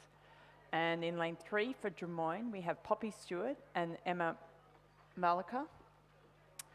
In lane 4 for the University of New South Wales, we have Samantha Baclia and Helen Frith. In lane 5 for Leichhardt, we have Harper Kepi and Mia Sinkovic, and in lane 6 for Glebe, we have Elizabeth Lester and Heidi Lindell.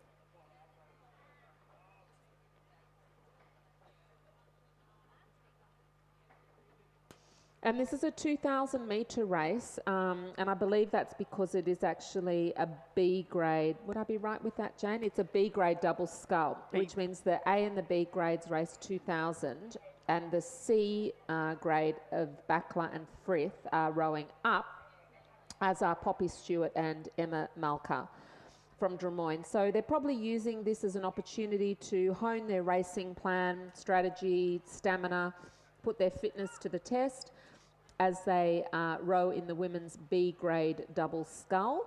But the two teams, Leichhardt and Glebe, they would obviously have a lower grade point score being in the B grade rowers. Am I right there, Jane? From my understanding, you're correct, Kath. I'm sorry we haven't got a better quality of commentary up here that actually... We're using our notes. I'm kind of understanding it as well, but that's why they're definitely going 2,000 metres.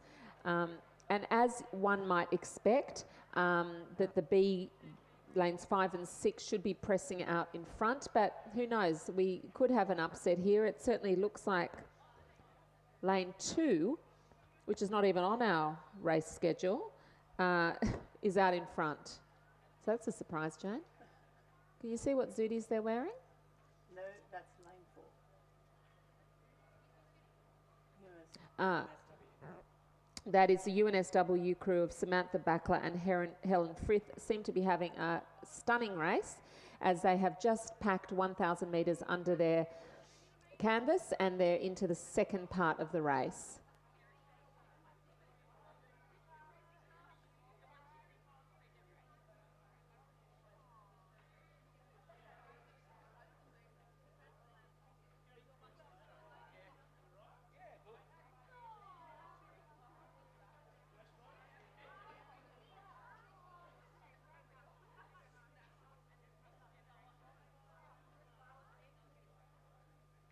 I'm about to. And at the pontoon at the moment, we're having the medal presentation for the women's C grade 8.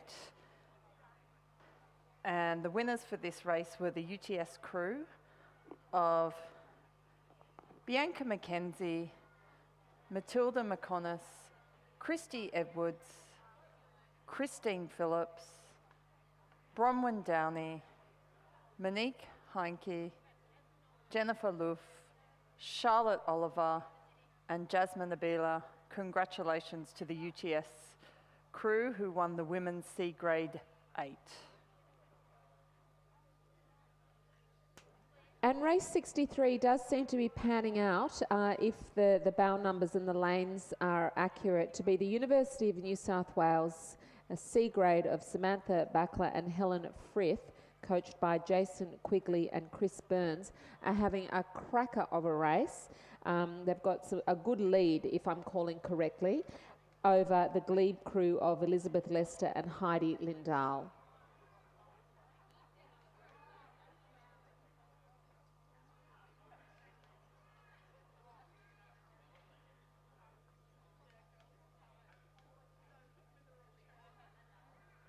So it is a contest between the University of New South Wales and Glebe in the women's B grade double scull.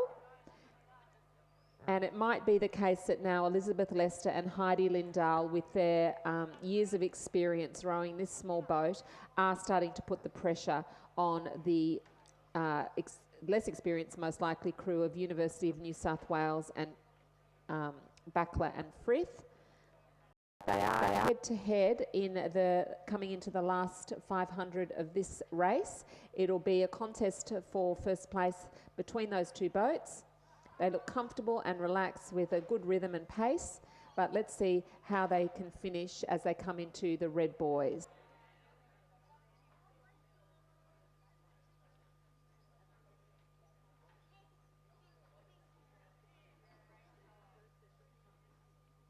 So the University of New South Wales crew do seem to have a good move forward now. They would have a race plan in place for the last 250, and this is where their fitness will really come in. They're fighting hard to keep the crew to their left at bay as they push up their rating and push up their boat to move into the lead position. That's Samantha Backler and Helen Frith, coached by Jason Quigley and Chris Burns. And pending any significant upset, they are going to take out the women's B grade double scull. That's really going to be an exciting feather in their racing caps to take out a win over Elizabeth Lester and Heidi Lindahl from Glebe, who are coming in to a clear second place here, Kath.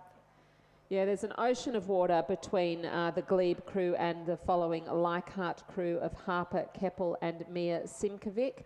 But it is going to be the University of New South Wales who take out, well done, a medal position. They are thrilled about that. And well done to the Glebe girls who've just passed the finish line now. It's a long 2,000 metres. I reckon. As Leichhardt's Harper Kepi and Mia Simkovic, coached by Isaac Shepherd. Doing a lovely row into the finish, and they'll take third place. And even though Drummoyne's Poppy Stewart and Emma Malka are still on the course with about 10 strokes to go, like when I look at that, Jane, I think, wow, that's beautiful rowing. So balanced, so even, perfect synchronisation with their oars. So it is beautiful rowing, Kath. the others must have been super fast because that looked pretty good to me. Exactly. Well done to race 63, the women's B grade double scull.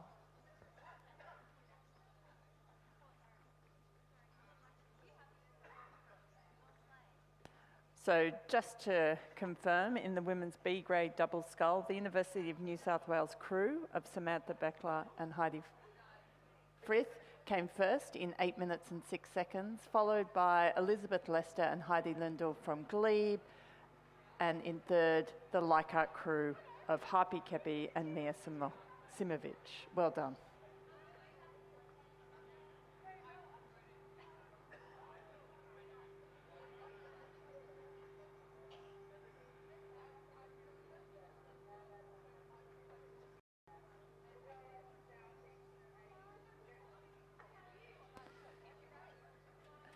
And on the course at the moment, we have the women's A grade double scull with 3 crews in this.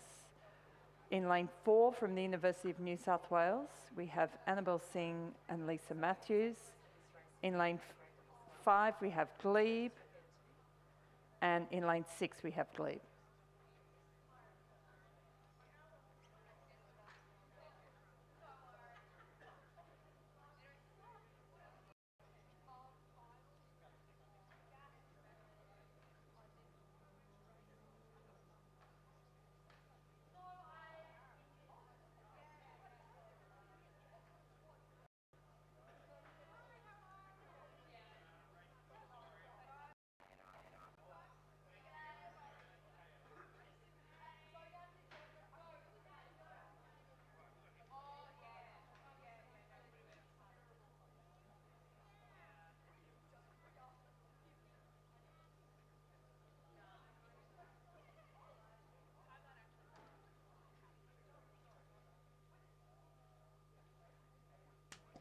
So if you're hanging out in the kitchen at home or in the garden listening to this on your live stream, there's been a change on the program for this race, the women's A grade double scull, and unfortunately Emily Barrett and Chloe Hitchens have scratched from this race. But there are 2 boats in this race. One will come first and one will come second.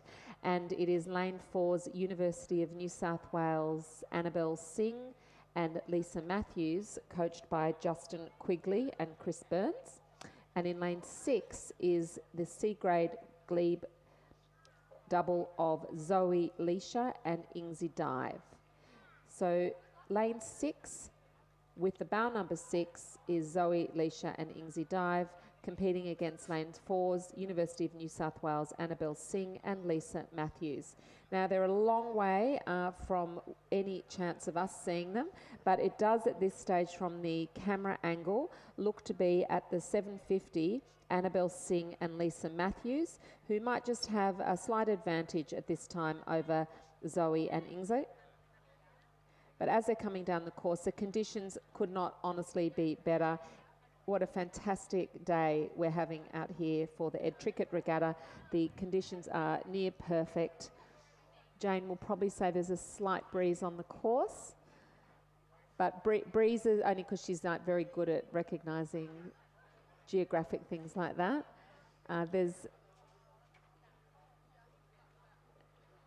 There is a slight breeze, Kath.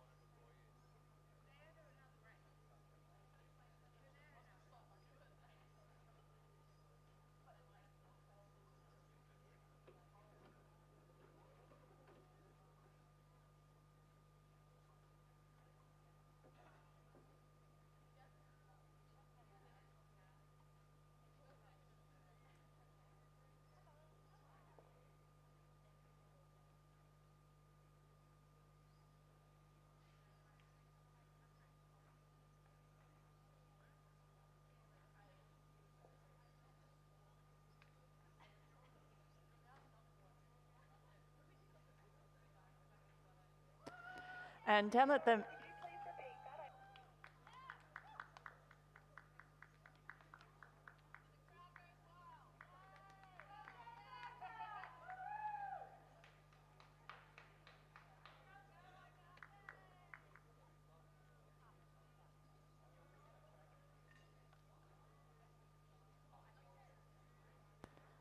And down on the...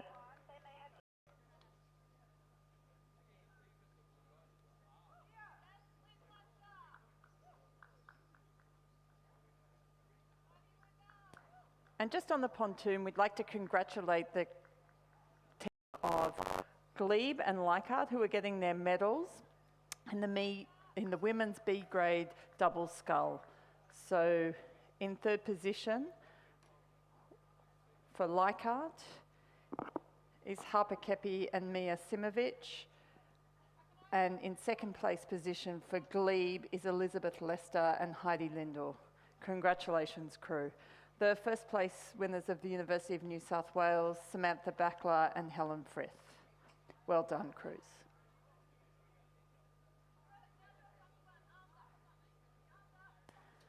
And we're coming into the closing stages of the women's A-grade double scull, and it's very tight, Kath. It looks like the Glebe crew might be at a slight advantage over the University of New South Wales.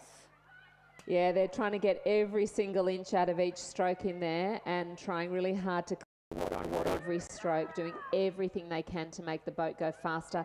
I think they're having some level of success there, Jane. In lane 6, Zoe, Leisha and Ingza Dive do look to have just inched away ever so slightly from the crew of Annabelle Singh and Lisa Matthews. It is a hotly contested final of this A-grade double scull. The winner takes it all. Looks like the Glebe crew have it, and they're making excellent progress as they cross the finish line first. Well done, girls. And less than 6 seconds behind them, unofficially, of course, that's my take on it, is the University of New South Wales, Annabelle Singh and Lisa Matthews. That was a 2,000 metre race, Jane. I mean, to keep fantastic effort. Well done. reckon, right, to keep that power and drive and determination to finish up. Just amazing. So we have a time of 8 minutes 06, almost exactly the same time as Samantha Backler and Helen Frith from the University of New South Wales, just in the race before them. They were also 8.06, but the crew of Singh and Matthews halved the time between first and second to just be 3 seconds behind that Glebe crew. As we get back on the course now, Jane, we're at race 65, the men's B grade coxless pair. In lane 4 is the UTS crew of Hunter Hyde and Marcus Black, coached by Tim McLaren. In lane 5, Leichhardt is fielding their first crew of Peter Simkovic and Dylan Lee, coached by Isaac Shepherd. And also coached by Isaac Shepherd, the Leichhardt 2 crew of Carter Clifton and Remy Wilson. And UTS round out the field in race 65, Edward Kelly and Callan Routley, coached by Tim McLaren. Can you see what's happening on the course out there, Jane? Yes, it looks like it is the UTS, both UTS crews are leading the race on either edge in this, the men's B grade coxless pair.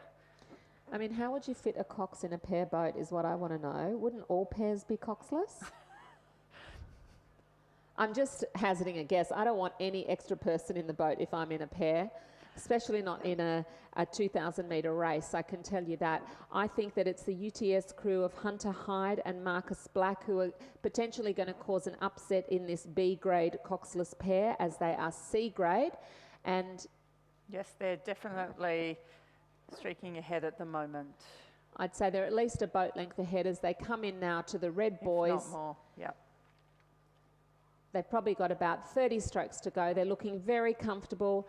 They will be looking to get a great time now because they're definitely going to take this race out pending any upset with the boat. And we have a look at the Leichhardt crew number 1 is edging up now on the second UTS crew. Yes, they're definitely lifting there, Jane, and they're taking a bit of water away from the 7th lane of UTS, Kelly and Routley. But we have the UTS crew of Hunter Hyde and Marcus Black who are about to cross the finish line. First place here. So congratulations. And for second place, it looks like now we do have the second UTS crew of Edward Kelly and Kaylin Routley who are crossing now. And in third place, Leichhardt number 1 of Peter Simovic and Dylan Lee. Congratulations, crews. I think UTS will be pretty happy with taking out a first and second in the men's B grade coxless pair. And crossing the line now in fourth place is the Leichhardt crew number 2 of Carter Clifton and Remy Wilson. Well done, crews.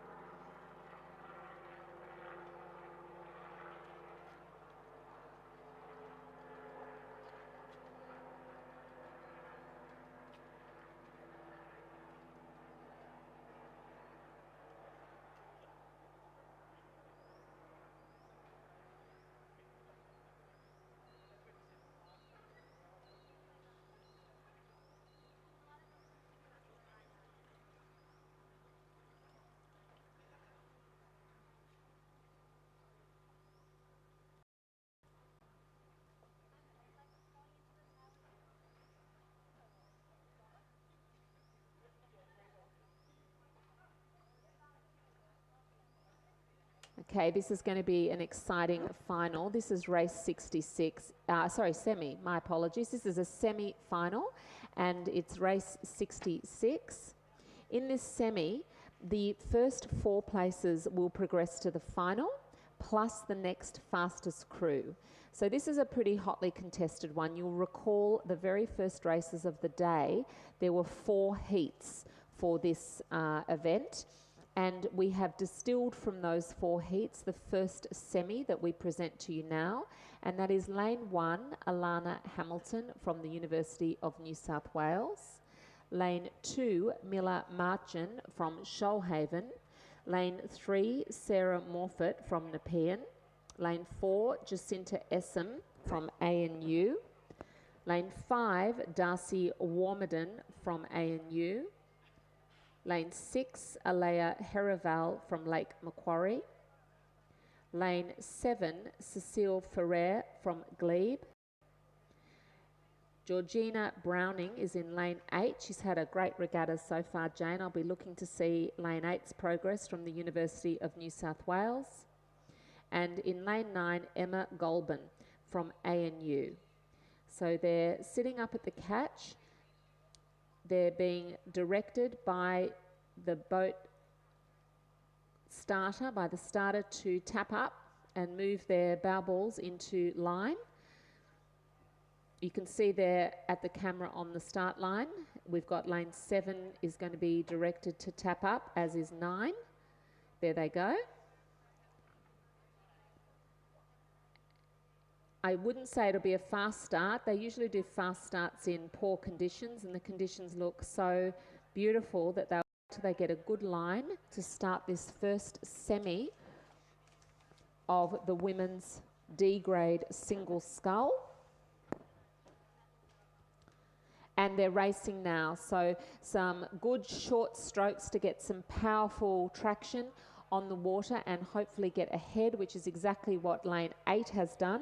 Georgina Browning has had a great start. Let's see if she can hold on to that pace and hold on to that lead. This is a 1,000 metre semi-final race. And they couldn't have asked for better conditions, Jane.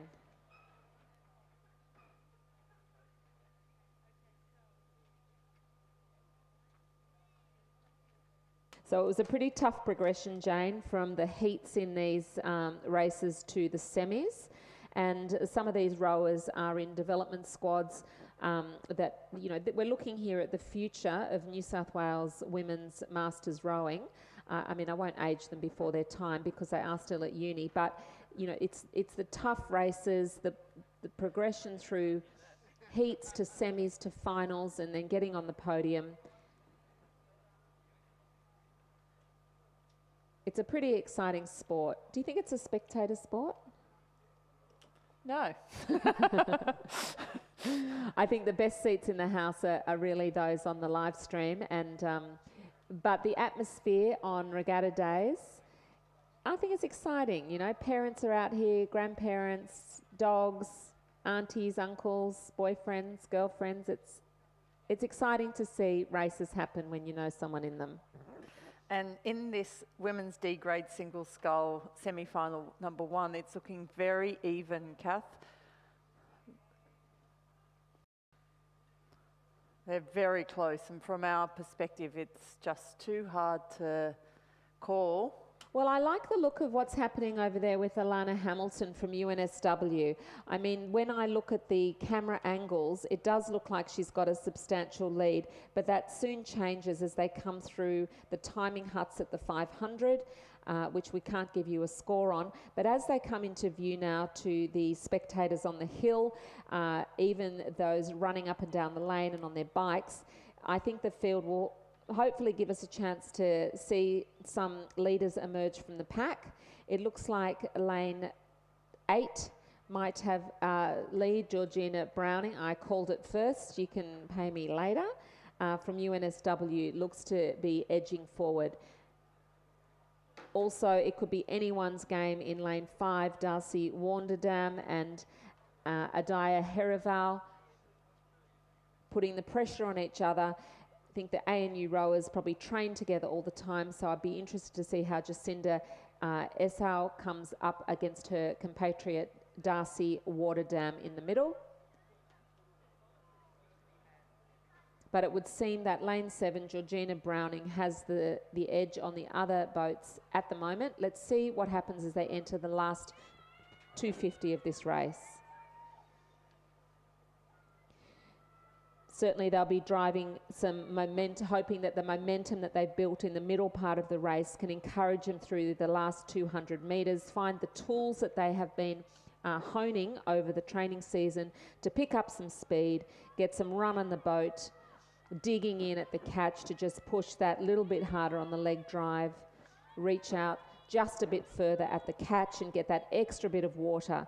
Whatever makes that boat go faster, they'll be digging in now in the middle part of the field to find, as Jacinda, Darcy, Adaya and Cecile in the middle are vying for first place position in this semi to get them through. Remember, it's only the first 4 boats that need to get through now. And it looks like those boats are going to be lane 5, Darcy Waterdam, lane 4, Jacinta Esau, lane 6, Abadale Herival, and lane 8, Georgina Browning. You can see it there on the live stream, ladies and gentlemen. They are going to get through to the final of the women's D grade single scull. Very well done to the rowers across the line. Followed now by lane 7, Cecile Fair, and it's going to be Cecile's time, which may qualify her as the next fastest crew to get into race 85, which will be the women's D grade single scull final later in the day. But to Georgina Browning of UNSW, what a fantastic race. And the ANU girls of Darcy and Jacinda are also through to the final. That's a fantastic result for ANU. They have made the very best of their commute up from Canberra, and they will hopefully go home with a medal position from the final. Let's keep our eyes on race 85. So heading into the final from that race, Kath, was Georgina Browning from University of New South Wales, Darcy from ANU, Aaliyah from Lake Macquarie, Jacinda from ANU, and possibly Cecile. She will just need to check her time. So coming up next, we have the women's D grade single scull semi-final 2. And in that we have Olivia Jacks in lane 1, Alana Pinder in lane 2, Mary Walsh in lane 3, Lisa Molinex in lane 4, Charlotte Rogers in lane 5, Emily Vaughan Brooks in lane 6, Jess Brown in lane 7, Jane Reynolds in lane 8, and Willow Chapman in lane 9.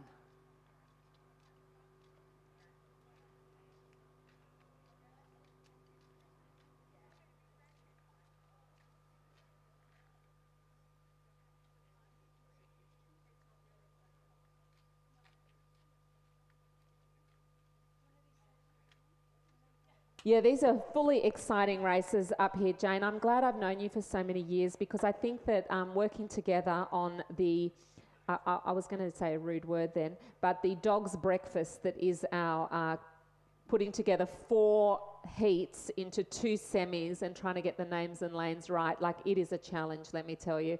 But it's made easier when these crews can differentiate themselves on the course by helping us out with their lanes. So at the moment, it does look like the middle part of the field, that's Charlotte Rogers from Glebe and Emily Vaughan Brooks from UTS, may be leading the charge in this second semi-final.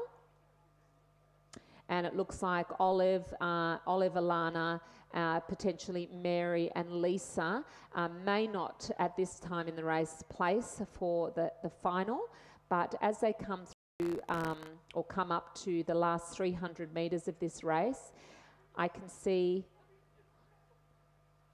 that it's Emily Vaughan Brooks and Charlotte Rogers that are leading the charge in this second semi-final. Let's see how it pans out as they come into the 750. They've got 250 to go. Executing their race plans now. Winding it up here for a finish that is strong, and if they're going to make their move, they want to make it around now because this race is on for a place to make it into the final. They are rocketing up the course. It's going to be a great finish on this race. I don't think any of them have come this far not to get into the final. So the pace at the front might just be a little bit too quick for lanes 1 through to 4. We look like we have Charlotte Rogers from Glebe, who's leading the race at the moment, followed by Emily Vaughan from UTS. And in third position, Kath, I think it's just too tight at the moment to call. Yeah, they're really putting in a great effort in Jess this last Brown quarter. From Ascom looks like she's in third place at the moment. They want to keep their positions here, Jane, because it's quite clear now that the winner in this race is going to be lane 5, Charlotte Rogers, and lane 6, Emily Vaughan Brooks, are definite placeholders. And so Charlotte's just about to cross the line in first. Well done, Charlotte, followed by Emily Vaughan from UTS. And that looks like Black Mountain Zooties there, Jane Reynolds, without a bow number. And lane 8. And number 3 is Jess Brown from Ascom, crossing the line. Okay, so just to recap on the unofficial results of race 67 semi-final 2, the qualifying athletes who will be going through to the final are Charlotte Rogers, Emily Vaughan Brooks, Jess Brown and Jane Reynolds. It's fantastic that Jane got through. She's come up here from Black Mountain Rowing Club. I love the history of that club on the shores of Lake Burley Griffin.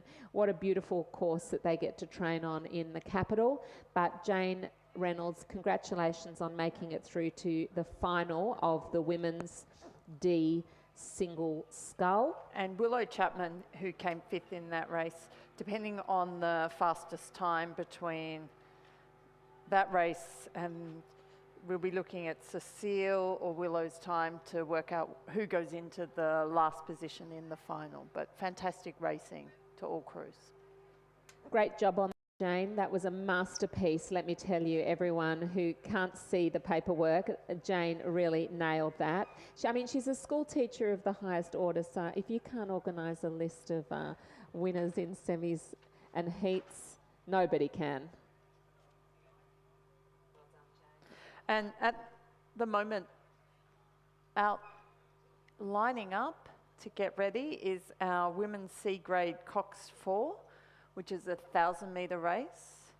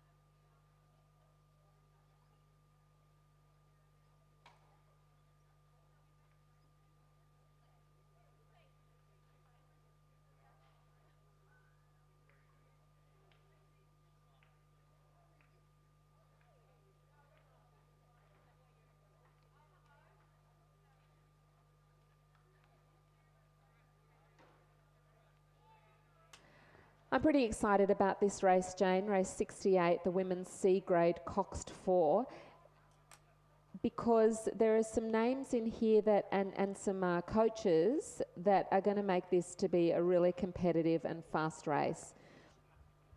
We have a scratch from the Mossman crew, so a bit disappointing not to see Kim Laurie, Carissa Kleiman, Kelly Ross and Alexandra Walding rowing today with Phil Titterton. You know, Phil was my very first coach, Jane. He was the person who had the courage to take me out in a double and teach me, you know, how to feather and, what's the other one? Feather and... Tap down. That's it, thanks. Tap down. Yeah. Phil's an amazing coach. You've had him too? Absolutely. I think everyone's had a bit of Phil. He's had his work cut out for him. So in lane 2 for this race, the Nepean crew of Ellie Taylor, Sophia Whitelaw, Jessica Harris and Vitti Young, with the Cox Elise Currell, coached by Daniel Waddell, Hugh Harold and Miles Harold, will be over on the far side of the course. They're lining up now. The Drummoyne crew, Kathleen Hextel, Renata Ipjema, Bianca Riley and Freya Warner Van Dyke, coxed by Wendy Roncolato, representing Drummoyne. To them, the old rivalry will rear its head with Susan Huggett, M. Barrick, Jennifer Zonga and Daniela Bourget, coxed by Wendy Miller and coached by Steve Sherry. The Askham boat of Kitty Elias, Ingza Dive, Lara Drowner and Sabrina Kodza, with Pepper Grenfell as the cox. The ADF rowing crew, Judith Hughes, Rachel Cope, Julia Cronin and Holly Kilmartin, coxed by Catherine Kessler. And the University of New South Wales, Helen Frith, Annabelle Fuller, Annabelle Singh and Lisa Matthews, coached by Justin Quigley and Chris Burns, with Kira Bailey as the cox.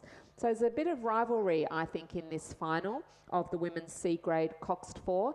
Now, the nice thing about a coxed boat in this race is that the coxes are facing forward of the bow, and that bow seat, meaning that they are steering the course, and the rowers can really concentrate on the job that they're here to do. So they don't have to worry about steering or any kind of stroke correction, because the coxes have it. Now, I can see that there are 4 boats where the cox is behind the bow seat, and 2 boats in 6 and 7 where the cox is at the front of the boat. So either or, the rowers don't have to worry about their course, which is, oh my God, so fantastic. Let me tell you, never rode in a Coxed 4, Jane. That they're racing now, and the power is on. The strokes are short, sharp, with a high rating as they're pulling away at the first in the first 50 metres or so, and until they settle into their rhythm.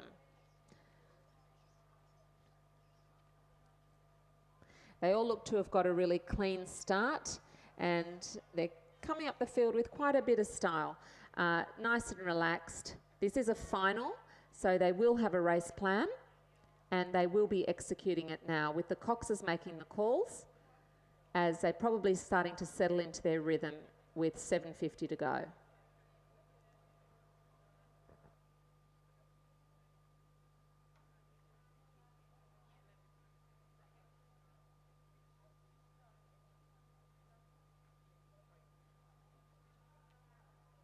So we've got a lot to look forward to here whether you're at the course or on the live stream. I would anticipate this to be a pretty strongly contested final. They will be ramping it up toward the second half of the race, no doubt, as they come into a sprint to the finish. They're going to want to be on the podium for this one, but leading at the moment, it looks to be the crew in lane 7, ADF rowing, look to be going fairly well. It's very tight, Kath.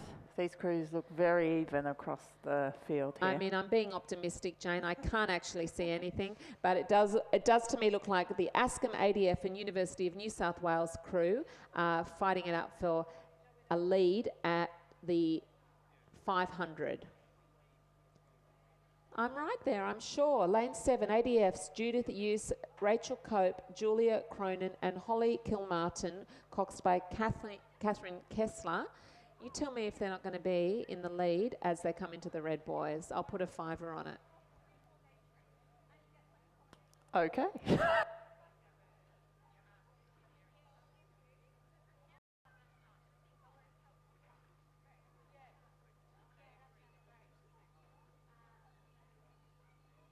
No, I'm calling it, Jane. Honestly, it's the University of New South Wales and ADF Rowing who are going to be fighting it out in the last part of this race.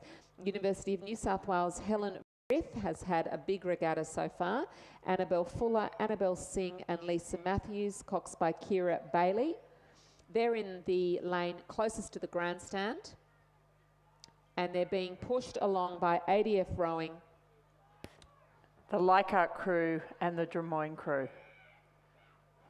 What can you see happening between those two? Not much with my eyesight, but it looks like the Drummoyne crew is coming up. They've got some, with the Hextall-Ipima pair combination in the stroke and 3-seat of that boat, they'll be keen to place in this race. And as they're coming in to the red boys, I do think that it's the University of New South Wales, Frith, Fuller, Singh and Matthews in the lead. Jane, you can correct me there, but it's going to be a race between them and the Drummoyne crew of Hextall, Ipima, Riley and Warner Van Dyke. Who's going to take it? Is it going to be lane 8 or lane 4? I've got the money on lane 8. Lane 7 looks like it's coming up as well for second or third. I agree, but I win with University of New South Wales crossing the finish line in the women's C-grade Cox 4 in second place. ADF Rowing have taken it out over Drummoyne's crew, followed by Leichhardt, Nepean, and congratulations to the Ascombe School, Kitty Elias, Ingza Dive, Lara Drowner and Sabrina Kotzer, with Pepper Grenfell Coxing coming in to cross the line in 5th place. And the crews can all now breathe. 6th place, apologies, and the crews can now breathe.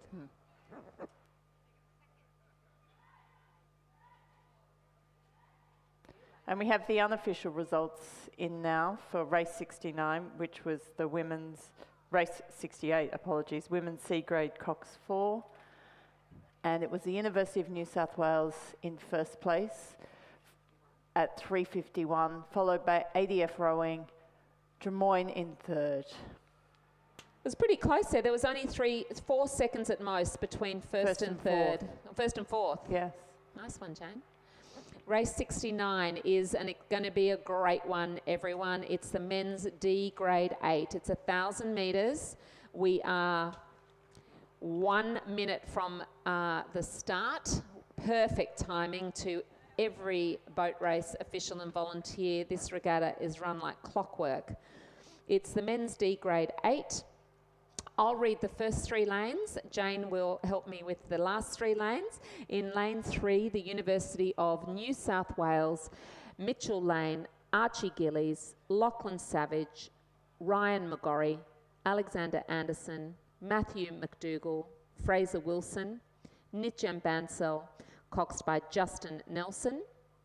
In lane 4, ANU, Stephen Zhao, Damien Jarrett, Timothy Rathall, Christopher Woods, Finn Penny, Ashley Young, Tom Carlisle, William Cusack, coxed by Elizabeth Blower, and the ADF crew of Ben Lim, Rowan Jayawarda, Daniel Watson, Chris Austin, Ashley Paget, Lachlan Stevenson, Bill Todd and Ethan Dalton, coxed by Catherine Kessler.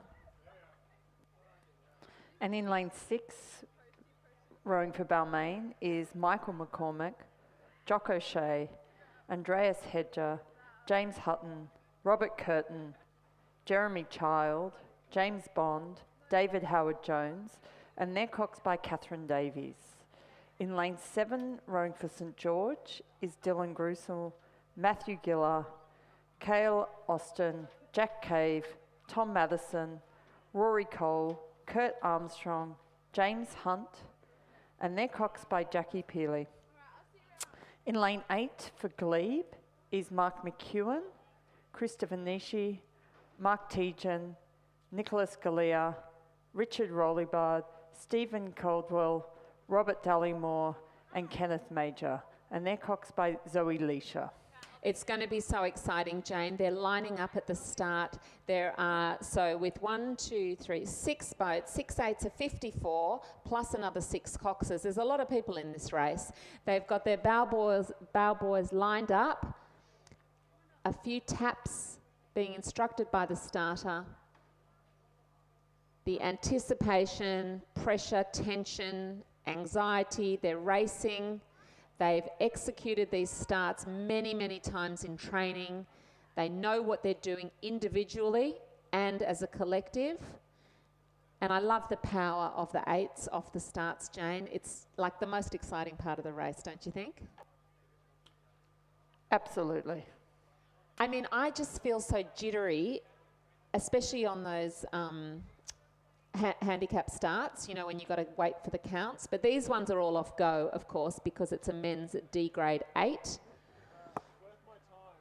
And I love the synchronicity, the timing, working as a team. Like, when it feels good, it really feels great in an 8.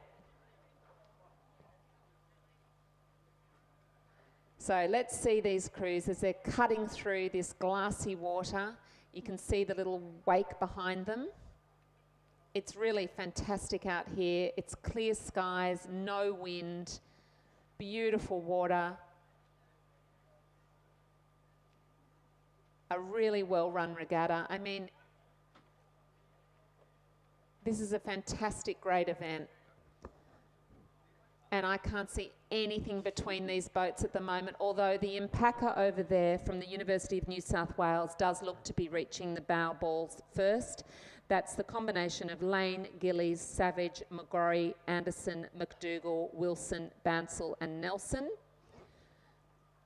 on the far side of the course. But it is neck to neck at the 1500. A halfway point. Halfway. It's very tight with the St George, the Glebe and the Balmain crew. I mean, in the middle part of the race like this, Jane, it's all about splitting the distance. The front crew, if there is one, they would need to really maintain their form to edge forward and get that little lead. And anyone that's just a few strokes behind are really trying to figure out how they're going to close the gap with more efficient strokes. But at this point, this race is about strategy. Honestly, those leading crews, all they're interested in here is leg. Can you see if anyone's edging forward here, Jane? Does it look like St George might just have one seat on the boat either side? Possibly, Kath. I think it may be the St George and the University of New South Wales crew. I think you're absolutely right there. And unless those other crews start to make their approach now with a big wind-up and a big push, it is going to be either St George or UNSW who are going to make it to the finish line first. Let's take a deep breath, everyone, because those boys in St George, Grunsell, Giller, Austin, Cave, Masterton, Cole, Armstrong, Hunt and Piel are really wanting to take this one out. This is a final of the men's D grade 8. It is going to be very St George. close. We've got the crew from St George coming in. Bang. And for the second Glebe place, UNSW have it over Glebe. You're who absolutely really right, pulled Jane. up. One Sorry, I stroke. was excited for the Glebe crew. So they came in third. They really pushed up at the end. Well done. Not that I'm biased there. And well done to ADF, to ANU, who are crossing the finish line now. Zayo, Jarrett, Rathwell, Woods, Penny, Young, Carlisle, Cusack and Blower. They look pretty smashed, but that's what you want, right, at the end of a final. You want to not have one more bit to give. So the unofficial results there of race 69 is St George in a cracking time of 3 minutes, 15 seconds, 0.86, followed 2.9 seconds later by the University of New South Wales, and hot on their heels, 0.6 of a second later is Glebe's McEwen, Nishi, Tajan, Galea, Robiliard, Caldwell, Dallimore and Kenneth Major, coxed by Zoe Leisha. That was exciting. That was Loved really close. Great race.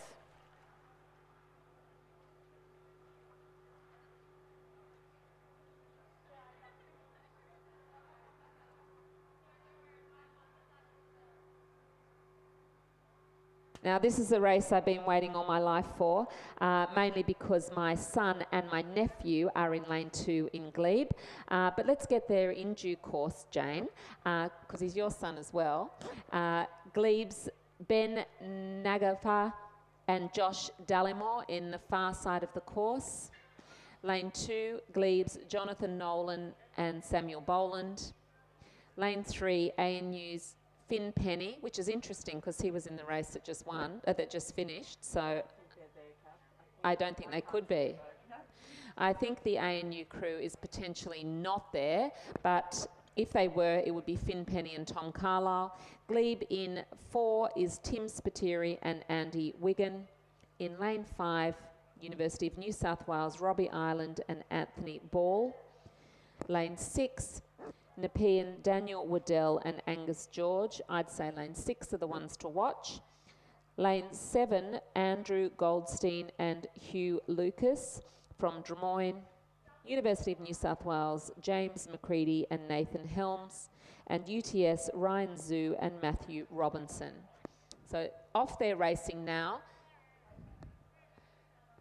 Again, pushing hard, high strike rate, short strokes, getting the power on. We can see those Glebe rowers over on the far side of the course. Sam, looking great there. Look at that. Look at our boys, Jane. Cameras on them. And thanks to John Meekings up there in the commentary box top floor doing the live stream.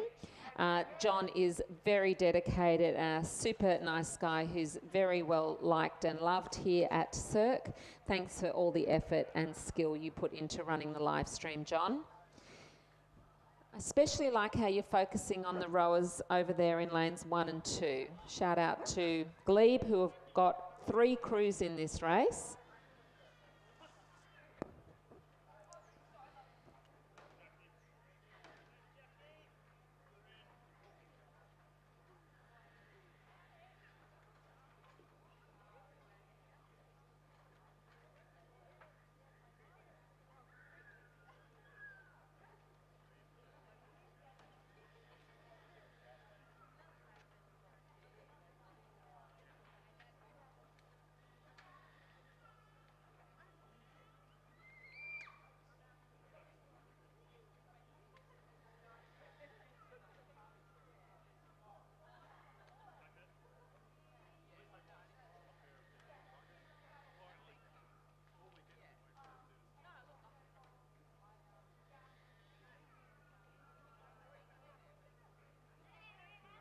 Okay, so the race in progress at the moment is the men's C grade double scull final, and it does seem that UTS crew of Zhu and Robertson are making an early break here, and the crews from Glebe and ANU have they're a bit behind those front runners. There's a long way to go and a lot of work to do left in this race. So as they're coming in very shortly to the red boys, looks like the boys of Napaka and Dallimore over in lane 1 are putting on a bit of pressure, but it's going to the crew in the middle of the course. Glebe's Tim Spiteri and Andy Wiggett. No, it's the ones next to them. University of New South Wales, Robbie Ireland and Anthony Ball, who are making a dash for the finish line up against James McCready and Nathan Helms. And Andrew Goldstein and Hugh Lucas from Drummoyne. So it's anyone's race at this stage.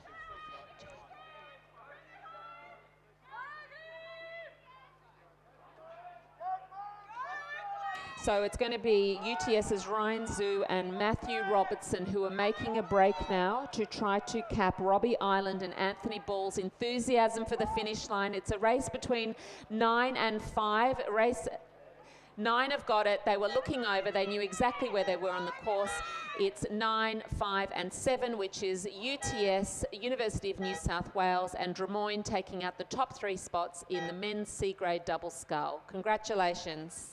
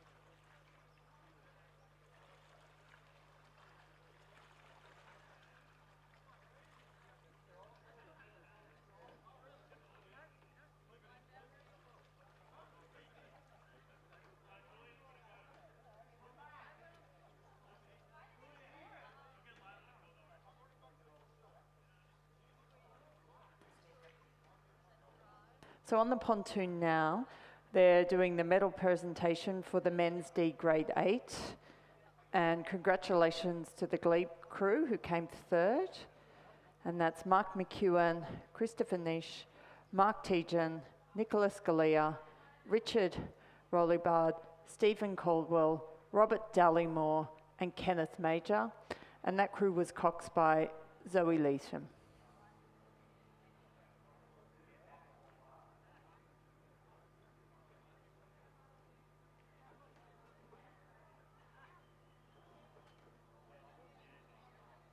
Just put your thumbs up if you can hear us. Mark, I'm not sure what you're trying to communicate to us. Third place winners were glebe. 2. 2. Maybe go speak to one of the officials and get them to walkie-talkie us.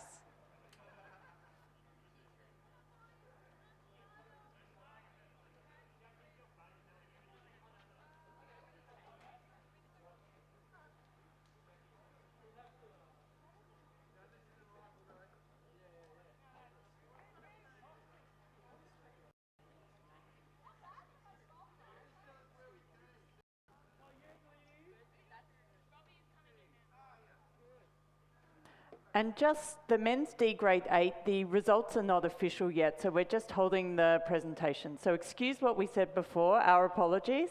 When we get the official results, we'll let you know.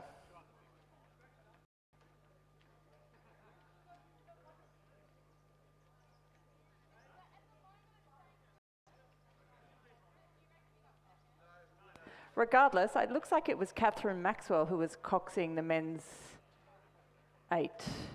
So if that was you, Catherine, well done.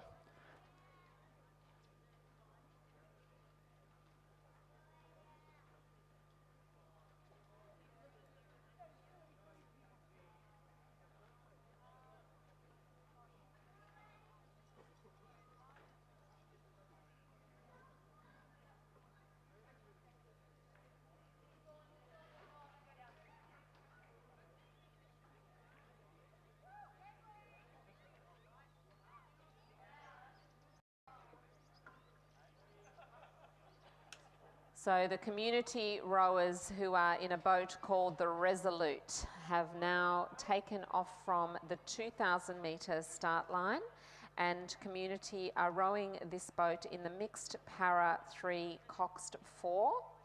So in the Resolute this afternoon we have Eleanor Taylor, Catherine Vargoski, Jack Calderon and Oliberth Reyes Sanchez, with Bronte Marshall as the cox. And the coaches are Barbara Ramjan, Liam James and Robin Smith. So the mixed para 3 coxed 4 is a 2,000 metre race, and race 73 on your program. They'll be coming into sight in about 4 or 5 minutes from now as they head down the course.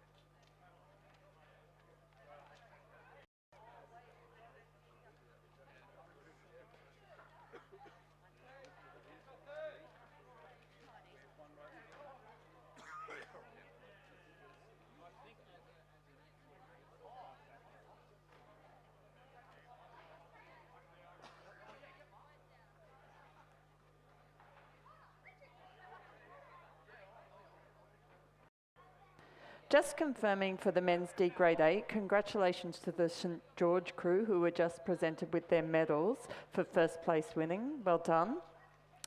That's Dylan Grunzel, Matthew Gillier, Cale Austin, Jack Cave, Tom Masterson, Rory Cole, Kurt Armstrong, James Hunt, and they were coxed by Jackie Pyle. Congratulations on your first place.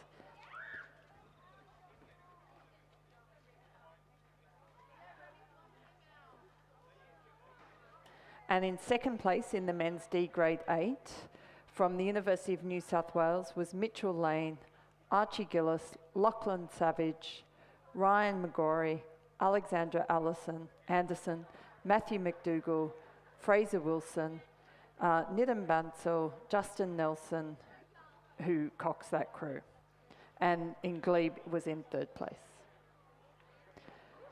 who was Mark McEwen, Christopher Nish, Mark Tejan, Nicholas Galea, Richard Rollybird, Stephen Caldwell, Robert Dallymore, Kenneth Major, and I think they were coxed by Catherine Maxwell.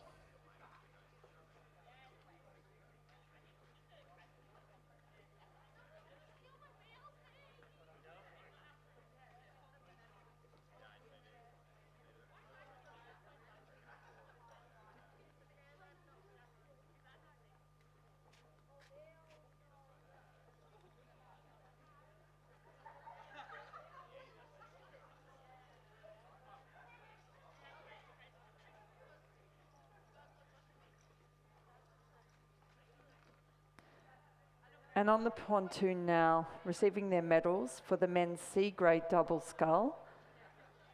In third place were the Des Moines crew of Andrew Goldstein and Hugh Lucas.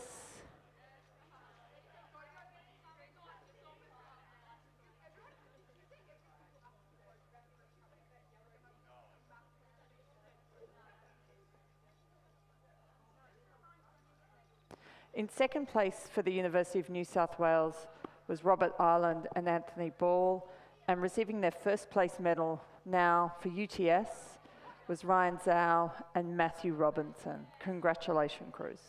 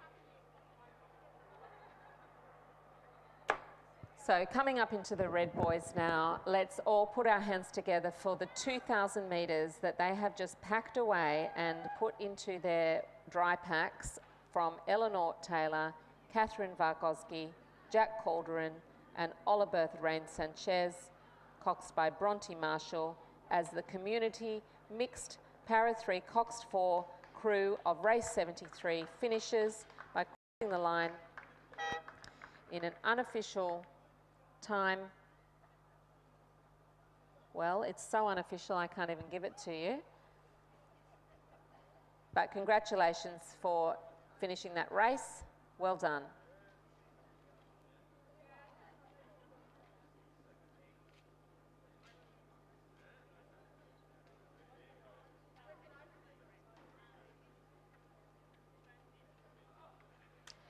Now the race that we're going to be entering into next is going to be a hotly contested and really exciting women's D grade quad scull final.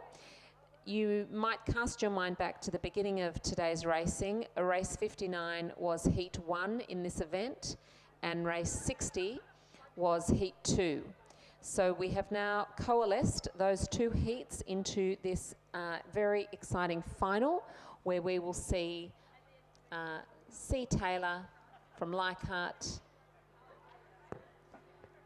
N. Reid from Balmain, E. Featherston from St. George. I'm sorry, this is a quad scull. I should read everybody's names. It'll take us a second to compile that, but we've got 2 Leichhardt boats in this race, an ANU and an ADF crew, 2 St. George crews, 2 University of New South Wales crews, and Balmain. So this is going to be, it's a full complement. Every lane has 4 members in it in the women's D grade quad scull final, as they come up to the start line and await the starter's call. Over 1,000 metres. They might do a sub 4. Let's see what the women's D grade quad scull can give us in an exciting race with a close finish. And they're racing now.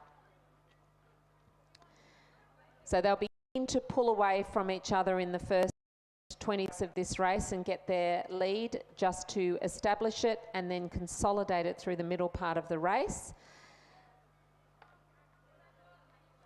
Looking quite relaxed over there in the UNSW crew in their Impaca. Let's see what the other crews can pull out here in this quad race. So we'll call the lineups and the athletes who are at the 750 now. Packed away the first 250. First 30, 40 strokes are done. And let's see what they're going to dish up to us in race 74 for this final, as we come into the closing hour of this regatta, hour and a half.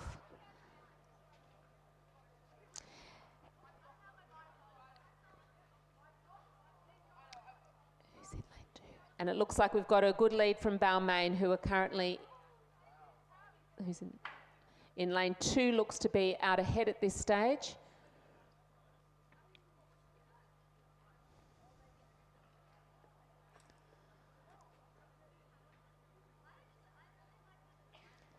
So the race is on with Leichhardt in the far lane, Balmain in 2, St. George in 3, ADF rowing in 4, Leichhardt 2 in 5.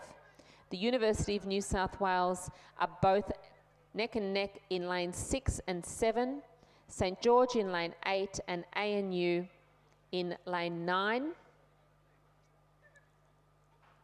At the 500 metre, the halfway mark,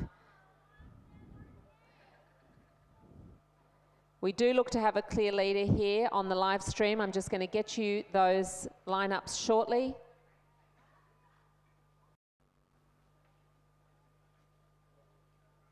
In lane 7, it's the University of New South Wales crew of Georgina Browning, Elizabeth Raffin, Sunny Park, Samantha Beckler, coached by Justin Quigley and Chris Burns, who look to be out in front with a clear water lead. They're looking behind, they're keeping on track. It's a nice position to be in when you can see the other boats in front of you, which means that you're winning. And that's the UNSW crew look to be holding and maintaining that lead in lane 7, followed by lane 3, St George, and lane 5, Leichhardt 2. But they've established this lead, and it looks like they're going to hang on to it unless the other rowers in lane 3 and 5 pull a rabbit out of their hats. It's going to be the UNSW crew of Georgina Browning, Samantha Backler, Elizabeth Raffin and Sunny Park, who are going to take out this final of the women's D grade quad scull.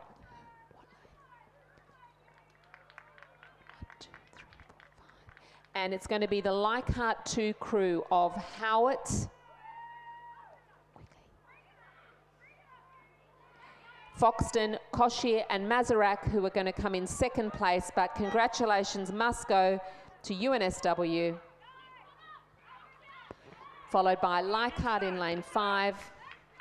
It's a close contest for third, but I think lane 6, the UNSW crew are going to take it out just ahead of St George. Lane 9 had an epic finish, ANU ahead of lane 8. St George. It was an exciting race, and congratulations to the winners UNSW, followed by Leichhardt 2, UNSW second boat, followed by St George, ADF rowing, ANU, St George, Leichhardt and Balmain.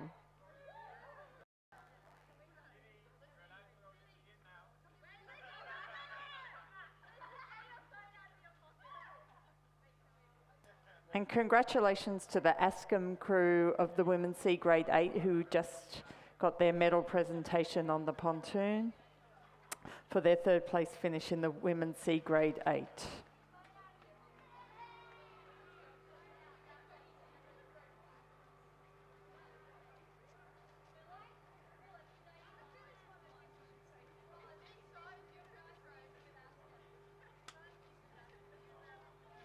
And we're going to strap in now, everyone, for race 75. It's going to be a little bit of a slower start until you see the athletes come into view. This is a 2,000 metre final of the women's B grade single scull. So it would seem to me that Ascombe School, with coach Lizzie Chapman working with Ingza Dive, is the only schoolgirl rower who is in this C grade. She's a C grade who's rowing up to the B grade single scull, as is Gleb's Giselle Juzea, coached by Nicholas Galea. Toowong have Katrina Reynolds, who unfortunately will not be racing today. She has scratched in lane 4. Gleb's Zoe Leisha, coached by Nicholas Galea, is in lane 5. Her opponent from Leichhardt 2, a B grade and the only B grade women's sculler in this race, is Mia Simkovic, coached by Isaac Shepherd.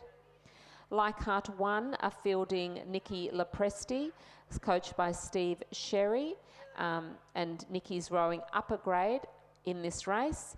And Kiara Beasley, who qualified spectacularly in an earlier heat from Sydney University, is rowing in lane 8, and Kiara is coached by Thomas Lorich and Alan Bennett. So they're on the starters blocks now, and they're being held at those blocks so they can get a really good start in a balanced position. And those rowers are sitting at the catch. They're about to get the call from the starter. Attention, row. There they go. And they look to have a nice clean start in this race. So it is 2,000 metres. Your live stream's going to be the best place to find the action. And of course, they've got to stay in their lane. I can only appreciate the challenges of doing that in a single where you've got a lot to think about in terms of balance and direction. Because of course anything off a perfect line is going to slow you down, which in a race where the competition is so stiff as a B grade single scull final, slowing down is not what you want at a 2,000 metre start. But let's have a look at how this race unfurls as they come down the course.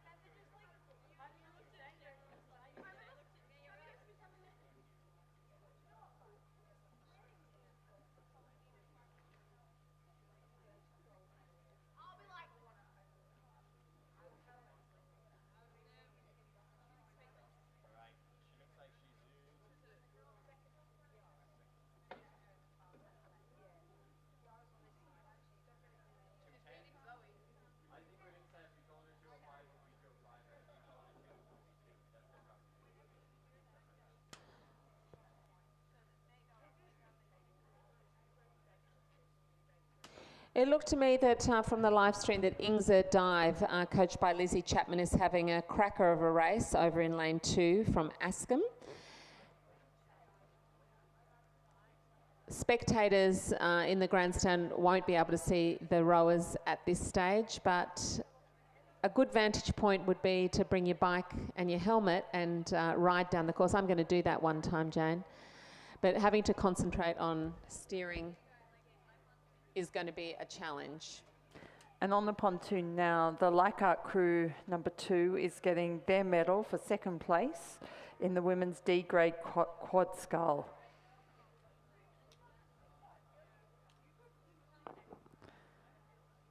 And that's Nevi Mazarak, Carolina Cosser, Christine Foxton and Leslie Howitt.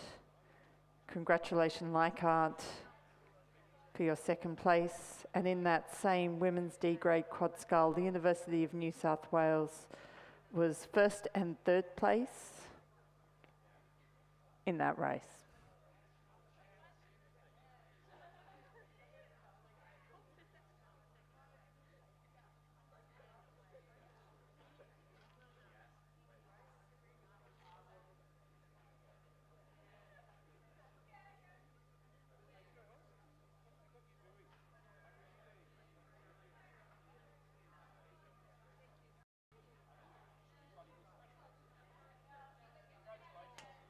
So Kiara Beasley looks to have a substantial lead in this race, race 75, the women's B grade single scull. Kiara Beasley, who did a fantastic job in the heat to get into this race, looks to be out in front from Sydney University.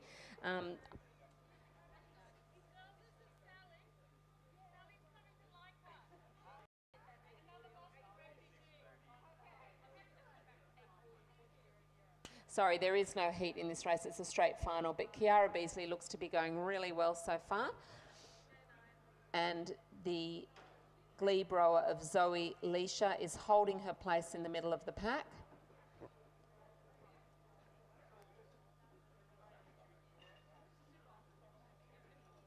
They've come through the 1,000 metre now. The race is halfway over.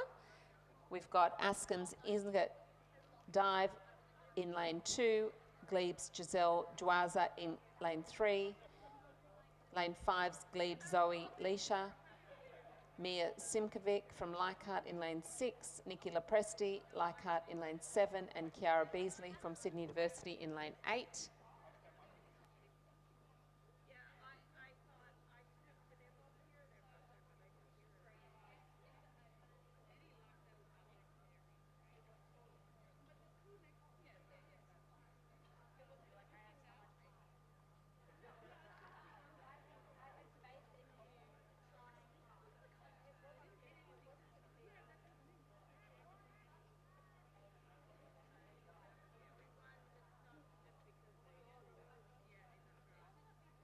So this does look like it's a race between Sydney University's Kiara Beasley and Ascham's Ingza Dive over on the far side of the course, but Kiara looks to have a really comfortable and clear lead. She's striding nice and long at the catch and pausing at the finish. She really looks comfortable and strong in her lead in this race as they start to come into view.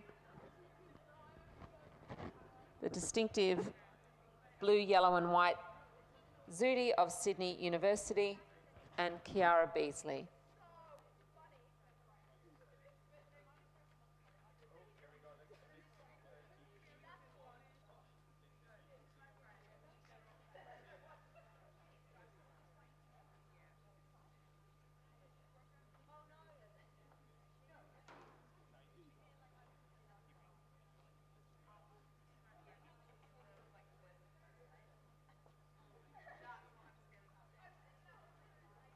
So Kiara Beasley, coached by Thomas Lorich and Alan Bennett, looks to be well out in front with a Clearwater lead over her next rival from the Ascham School, Ingza Dive.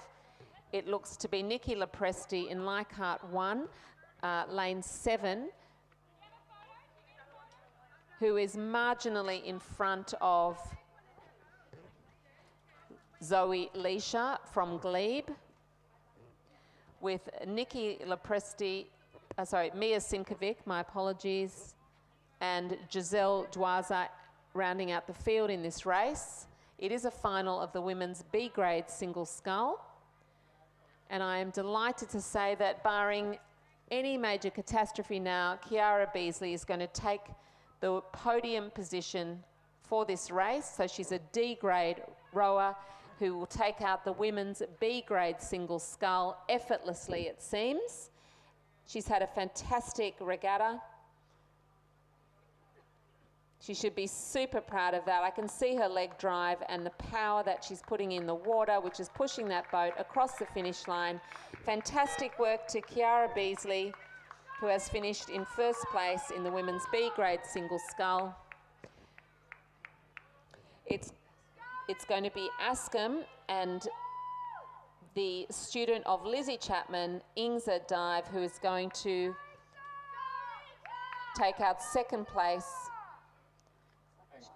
She's a C grade rower, and well done to Ingza Dive, who has taken second place in this race.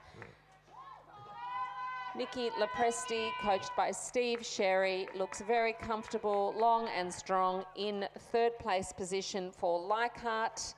Congratulations to Nikki and her compatriot, also from Leichhardt, no, from Glebe, I'm sorry, Zoe Leisha, who just coxed the men's 8.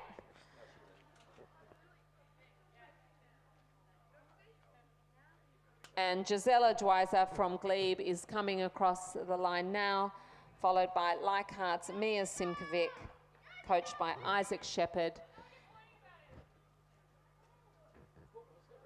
That was a 2,000 metre women's B grade single scull with the unofficial time of 8 minutes and 07 by Kiara Beasley.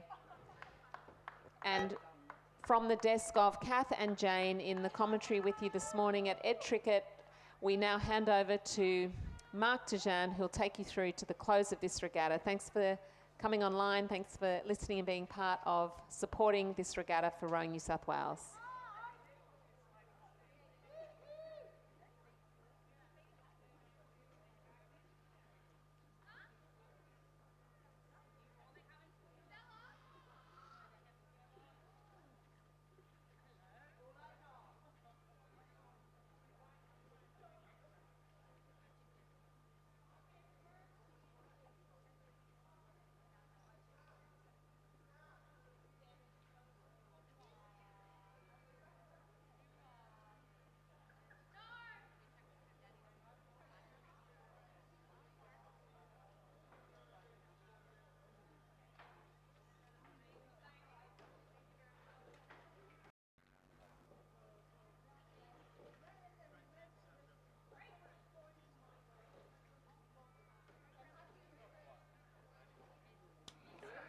So after the short break there, ladies and gentlemen, we have the women's A-grade single scull just coming up to the last 250 metres, and it is Glebe and Glebe, and in the lead we have Izzy Bug, who has done exceptionally well at the Nationals just last week in Tasmania, and she's been followed by Emily Barrett a little bit further back, who also starred in Tasmania, so a great effort from these girls.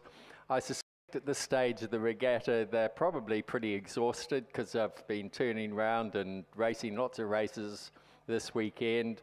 But Izzy there putting on a bit of a push to make sure that she's going to make a performance of this race. So just coming up to the finish line there.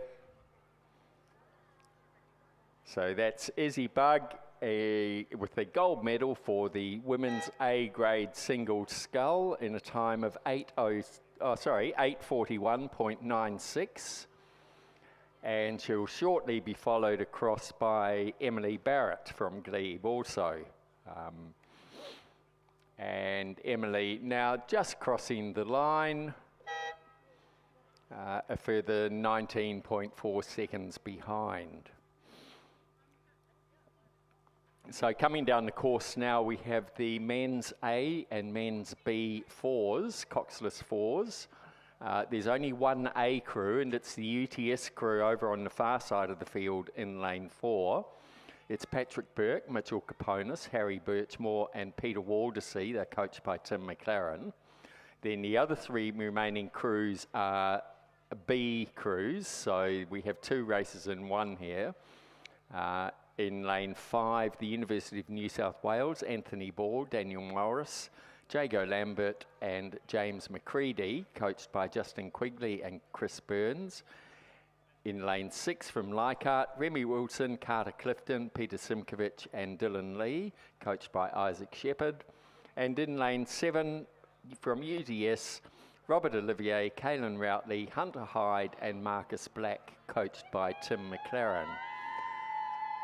They've gone through the 1,000-metre mark, and I'm sure many of the commentators today have mentioned that we are short of volunteers, so unfortunately we don't have any timing splits, so we'll get a better idea once they come up to the 1,500-metre mark.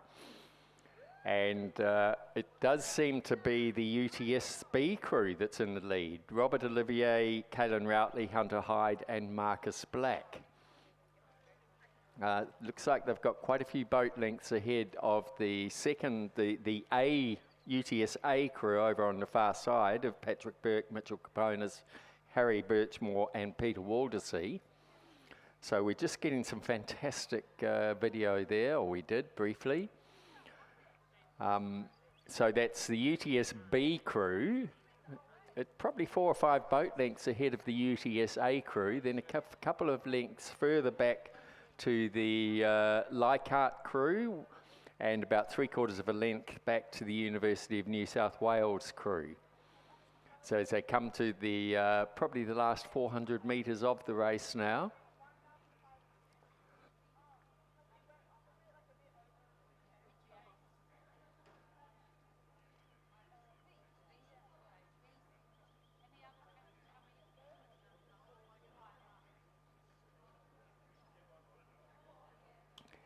In a perfect world, the A crew should be well ahead of the B crew, but when you look at the names that are in this UTS B crew, there's a lot of a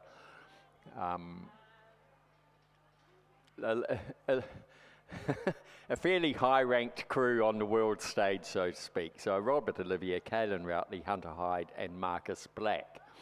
And just winding it up now for the last 150 metres of the race.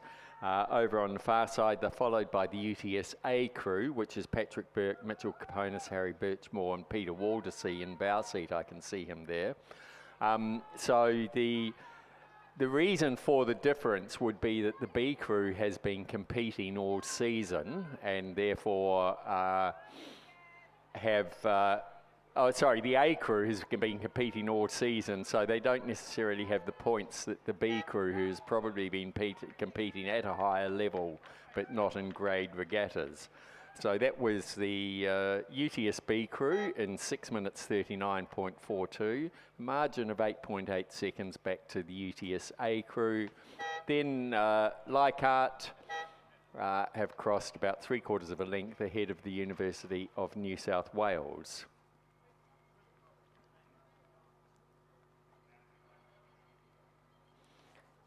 And we will be moving shortly back to the 1,000 metre mark for the C grade costless pair final.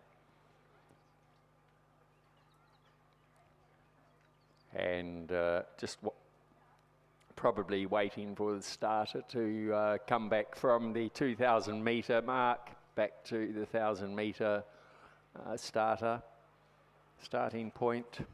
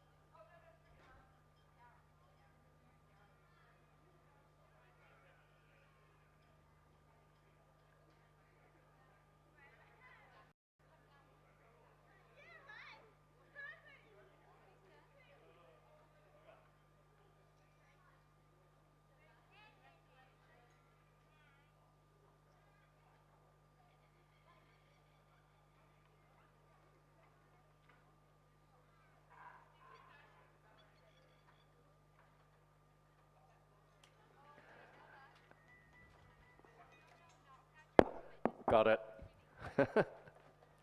I've been busy giving a wonderful commentary there, ladies and gentlemen, but forgot to turn my microphone on. So over on the far side, we have the University of New South Wales, Andrew McEnroe and James Halliday extending their lead over the ADF's Daniel Watson and Ethan Dalton in the last 200 metres of this race.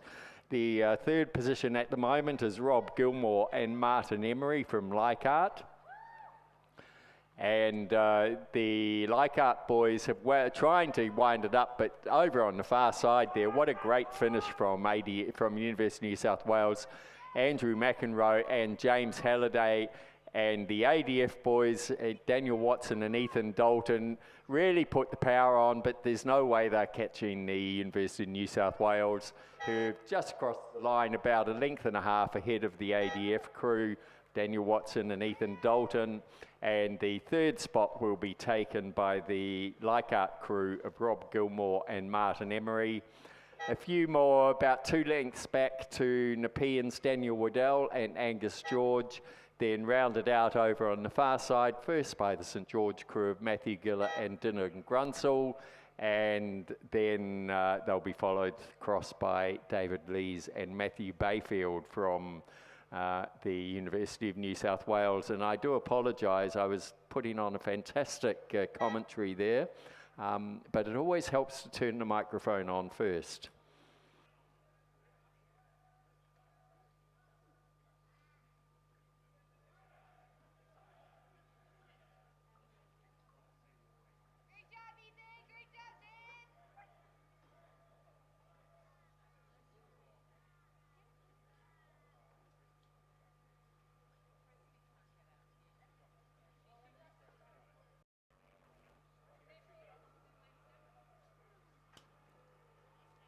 And we're just waiting now for race 79. It's going to be a very exciting event. It's a women's C-grade single scull. Over on the far side from Glebe is Heidi Lindahl, coached by Rob Dallymore. In lane 2 from UTS, Christine Phillips. Lane 3 from Lake Macquarie, Trudy McDonald. Lane 4 from the University of New South Wales, Helen Firth, coached by Justin Quigley and Chris Burns. In lane 5 from North Shore, Olivia Tong, coached by Guy Morgan. Lane 6 from the Sydney University, Kiara Beasley, coached by Thomas Lorich and Alan Bennett. In lane 7 from Leichhardt, Nikki Lepresti, coached by Steve Sherry. In lane 8 from Shoalhaven, Katrina Davis, coached by Andrew Parry. And in lane 9 from Glebe, Jacqueline Harris, coached by Rob Dallymore.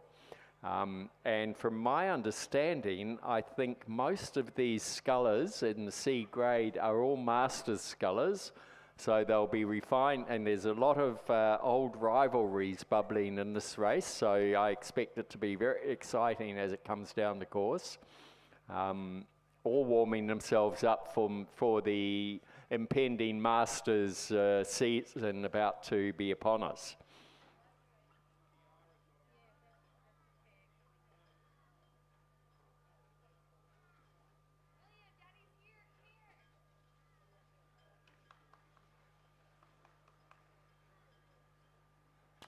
So the starter nearly has a line there. I think he'll be working very hard to get it a nice straight line as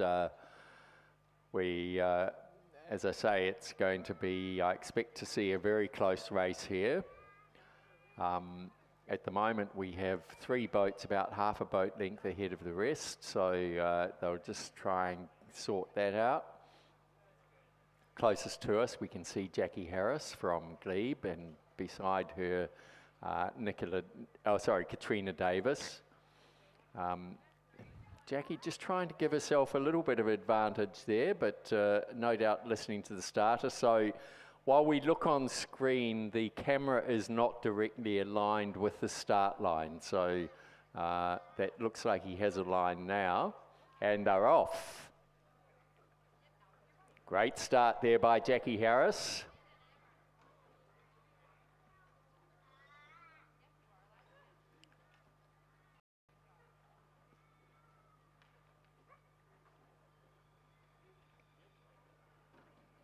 So it's going to be for all these ladies, it'll be a hard race all the way down the course, I expect.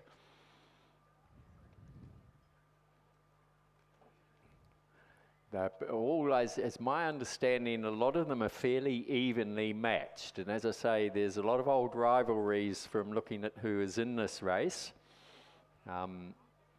Pretty much all Masters women, I think. There's only one or two names there I don't recognise. So it's Heidi Lindell from Glebe over on the far side. UTS's Christine Phillips. Lake Macquarie's Trudy McDonald. University of New South Wales' Helen Frith. North Shore's Olivia Tong in lane 5 in the middle. Sydney University's Kiara Beasley. In lane 7, Leichhardt's Nikki Lepresti. In lane 8 from Shoalhaven, Katrina Davis. And in lane 9 from Glebe, Jackie Harris. And as they're coming down the course, we can see them all coming down pretty much in a fairly straight line. It does look like the lane's out in the middle, just towards the other side. So that's Trudy McDonald, Helen Frith and Olivia Tong together. But the way the light falls on the water, I can see Katrina Davis and Jacqueline Harris nearest to us in lanes 8 and 9 really battling it out as well. As they're getting a little bit closer, it does look to me to be... look to be Olivia Tong and Kiara Beasley and Katrina Davis have a slight edge over the rest of the field. And certainly Olivia Tong there out in the middle is extending her lead, it seems, over the rest of the field, but a little bit too hard to call still at this stage. As they're coming down, they're probably about 400 metres out, so they're starting to spread out now. Olivia Tong holding her lead, then I would give it to Katrina Davis from Shoalhaven in lane 8. Very hard to call a third position at this stage, but I would put Christine Phillips of UTS over on the far side in lane 2. But right beside her, Trudy McDonald is giving it everything she's got to try and hang in there with her. So at the moment, I would put it on Olivia Tong from North Shore out there in the middle. And then in lane 8, Katrina Davis from Shoalhaven. And then over on the far side, Christine Phillips from UTS. But here in the middle also, we have Sydney University's Kiara Beasley really piling it on. They're only about 150 metres to go now. The excitement is going, and you can see they're all putting everything into it. Trudy McDonald has extended her lead. She's quite comfortably out front, but she's not letting up. She can see the danger coming at her. On this side, it is Katrina Davis from Shoalhaven. Then will she be able to stay ahead of Christine Phillips over on the far side?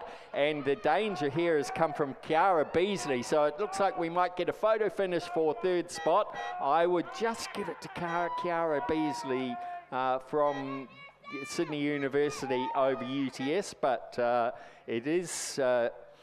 well, it hasn't been registered as a photo finish, so yes, I think we got that right. So North Shore's Olivia Tong in 3 minutes 55.68, a margin of 4 seconds back to Katrina Davis from Shoalhaven.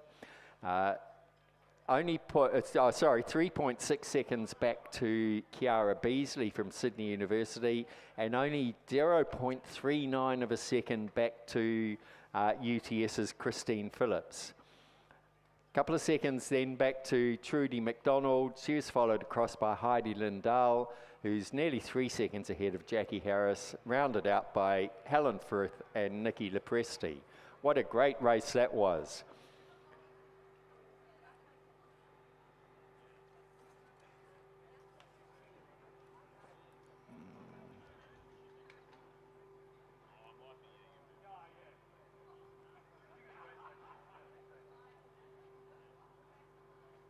And coming down the course now, we have the men's D grade double scull final.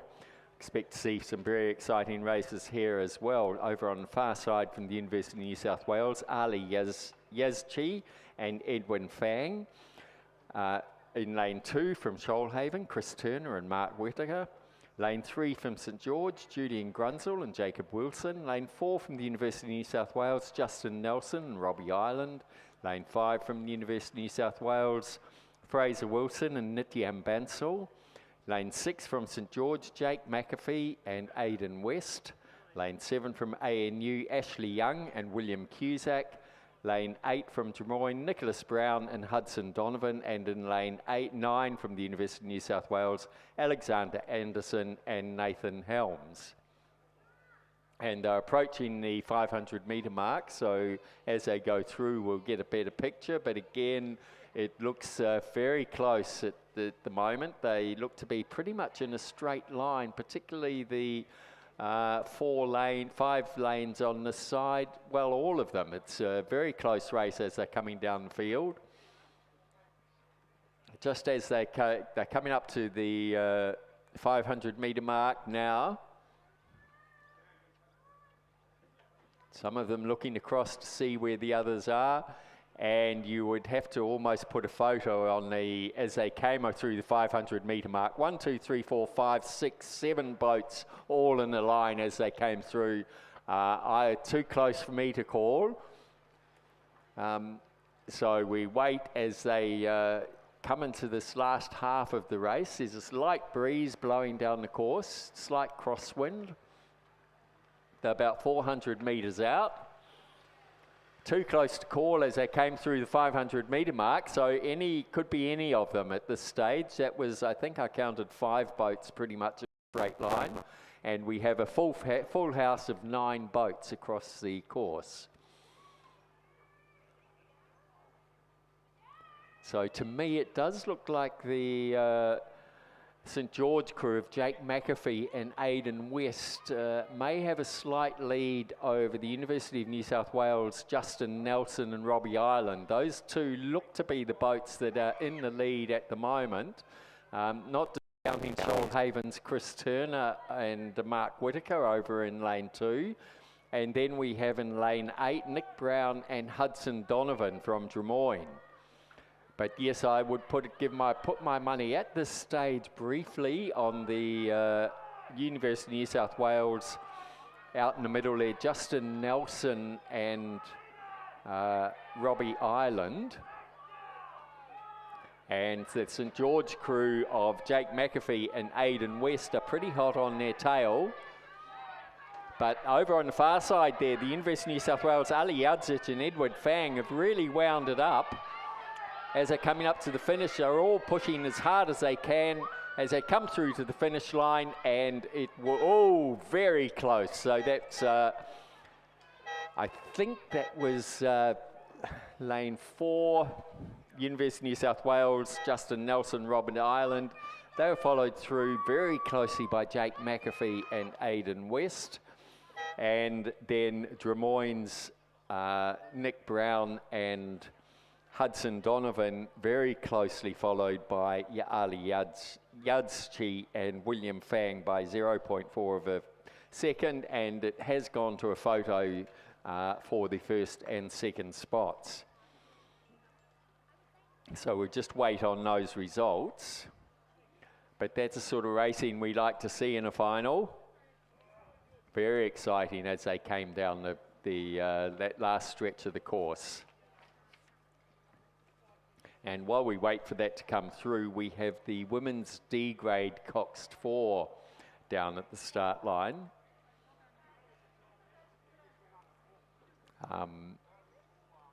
Okay, so the results have just come through. It was the University of New South Wales, Justin Nelson and Robbie Ireland, 3 minutes 36.66 in the championship winning position.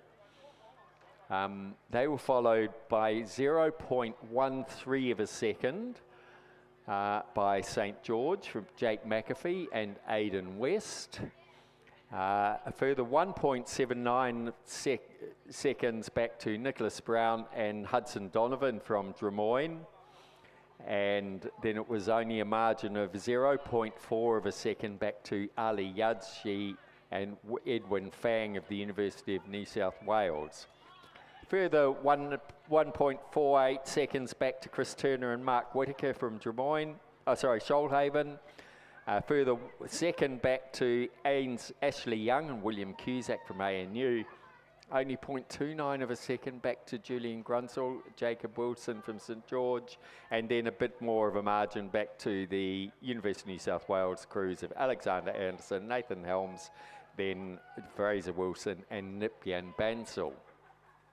Very exciting racing here. We want to see more of it. Makes it a bit hard to call though. So now we go to race 81, women's D grade Cox 4. Over in lane 2 from the University of New South Wales, we have Kira Bailey, Ilana Pinder, Sunny Park and Elise Courtney, coxed by Justin Nelson. In lane 2 from Glebe, Mika Zuzak, Raquel Bozza, Erin Kelly and Kate Wareham, coxed by Catherine Maxwell. Lane 4 from the University of New South Wales, Alana Hamilton, Elizabeth Raffin, Annabelle Singh, Georgina Browning, coxed by Charlotte Stanwicks. In lane 5 from St George, Lily Featherston, Beth Jacobs, Abby Featherston, Ellen Featherston, coxed by Jackie Peel, and they're coached by Mark Featherston. Looks like the Featherston family is well and truly represented.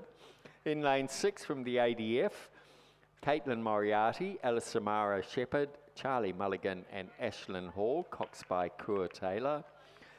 Mossman has scratched, and then lane 8 from the ADF, Zoe Martin, Sonia Barrett, Isabel Milberg, Julia Cronin, and coxed by Catherine Kessler.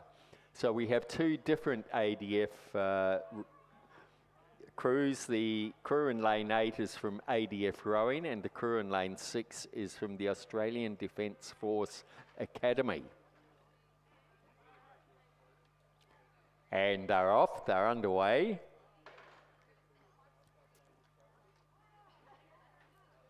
So a good start there by the ADF Rowing crew. In lane 8, we're just having a bit of steering issues there with, it looks like the blue, so I think that's the University of New South Wales, no, it's the Australian Defence Force Academy crew, I think.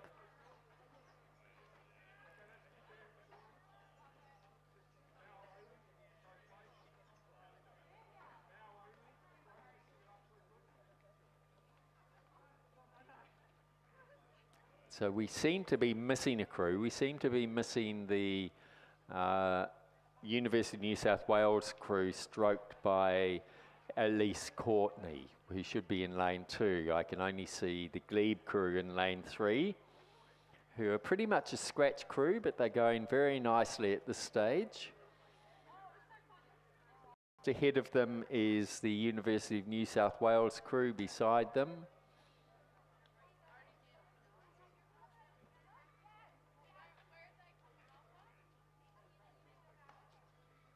So this is the women's D grade Coxed 4. We'll get a better idea as they come through the 500 metre mark, fast approaching.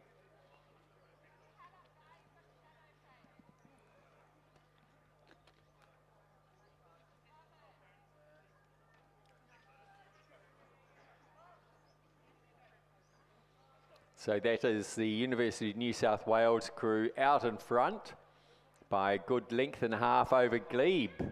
In second spot, about half a length back to the second University of New South Wales crew.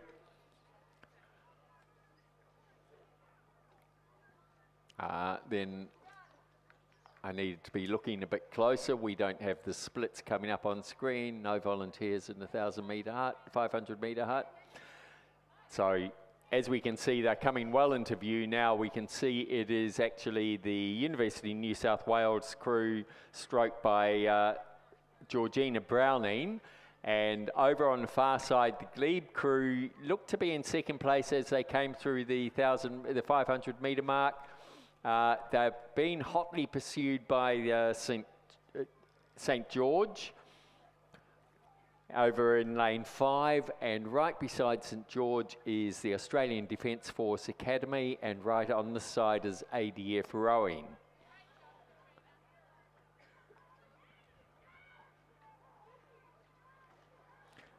So the University of New South Wales are into the last 200 metres now. Just up their pace a bit to get themselves out in front and extend their lead over the glebe crew, who look like they're managing to extend their lead over the rest of the field. So that's the St George. Then I think the ADF rowing crew have a slight edge over the ADF Academy. Those are the two crews closest to the grandstand. As they come up into the last 100 metres there, the University of New South Wales crew, a very comfortable lead, so they're a couple of lengths ahead of Glebe, who have extended their lead over the rest of the field. So that's a gold medal to the University of New South Wales in the women's D grade Coxed 4. They'll be followed across by the Glebe crew in silver medal position. And I think we almost have another photo finish there. I think the ADF rowing crew might have just pipped the St George crew by about a bow ball, and rounded out by the Australian Defence Force Academy.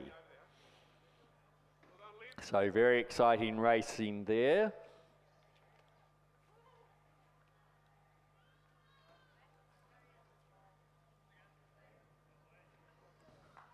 Just waiting for the results to come through.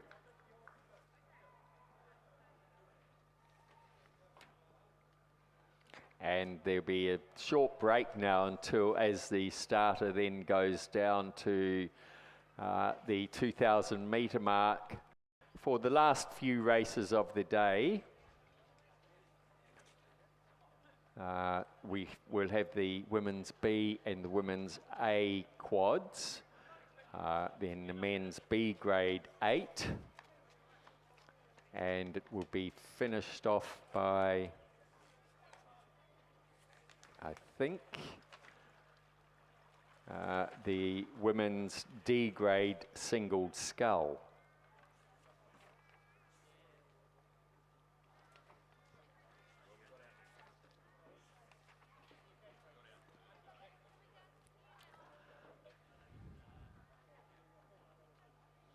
So the official times haven't come through for that women's D grade Coxed 4.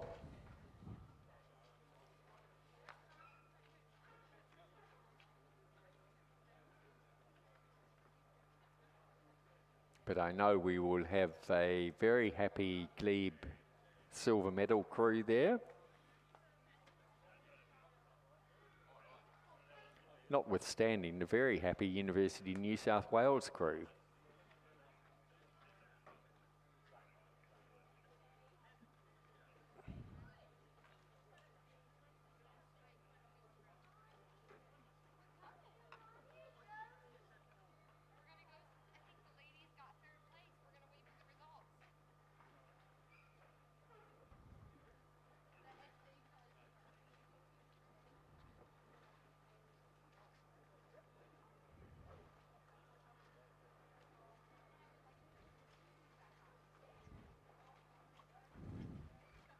So the next race, the women's A and B quad, is not scheduled and for another 8 minutes. We can see the Glebe girls already there on the starting pontoon, but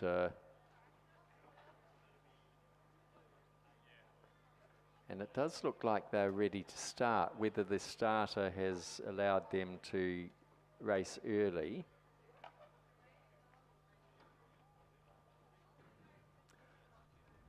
They're practicing their starts.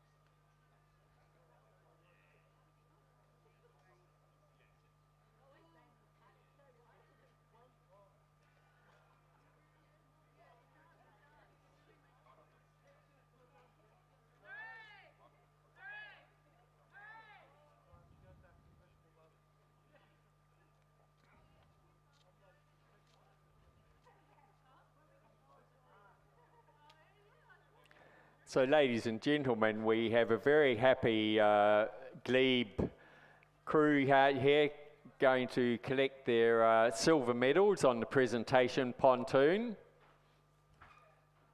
This is the women's D grade coxed 4.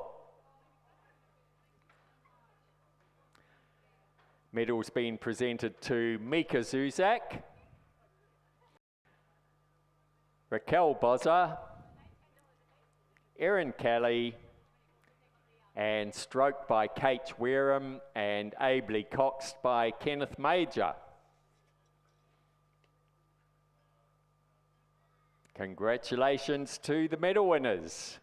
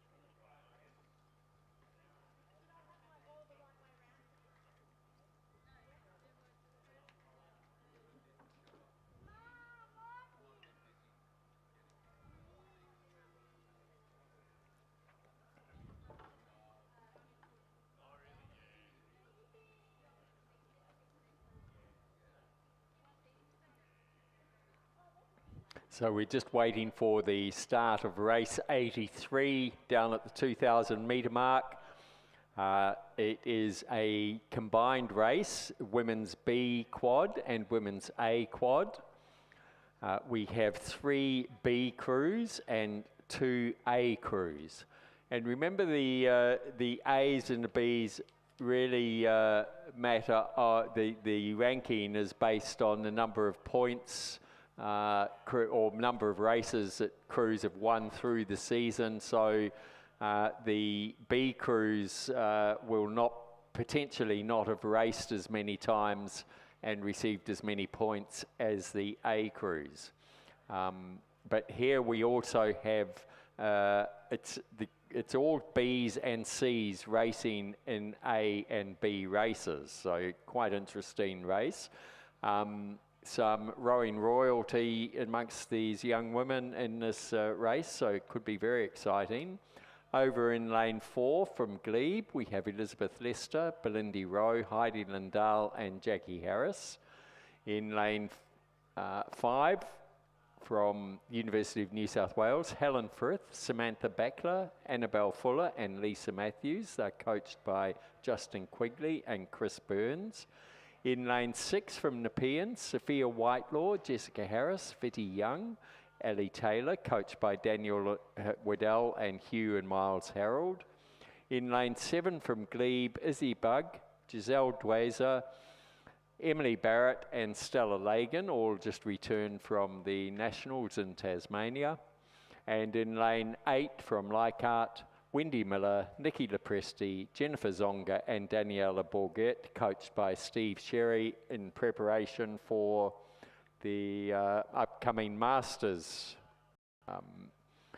regattas. So interesting field here. The crews on closest to so lanes 7 and 8, so that's the glebe, the young ladies from glebe, Izzy Bug, Giselle Dwayser, Emily Barrett and Stella Lagan, and the Leichhardt crew of Wendy Miller, Nikki Lepresti, Jennifer Zonga and Daniela Borgett are entered as A crews, whereas the glebe crew of Liz Lester, Belindy Rowe, Heidi Lindahl, Jackie Harris, University of New South Wales crew of Helen Frith, Samantha Backler, Annabelle Fuller and Lisa Matthews, and the Nepean crew of Sophia Whitelaw, Jessica Harris, Betty Young and Ali Taylor are all B crews. Their actual rankings are the glebe crew on the far side is a B crew. The University of New South Wales is actually a C crew. The Nepean crew is a B crew.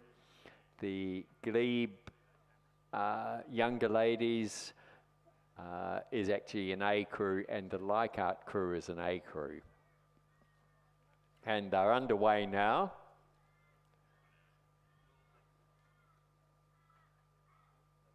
So this is actually the third to last race of the day.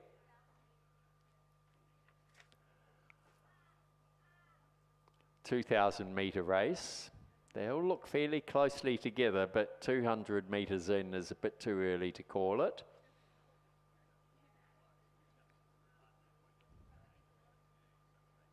So 2 glebe crews, University of New South Wales and Nepean in between the glebe crews, and Leichhardt, a Masters crew closest to us as they come down the course.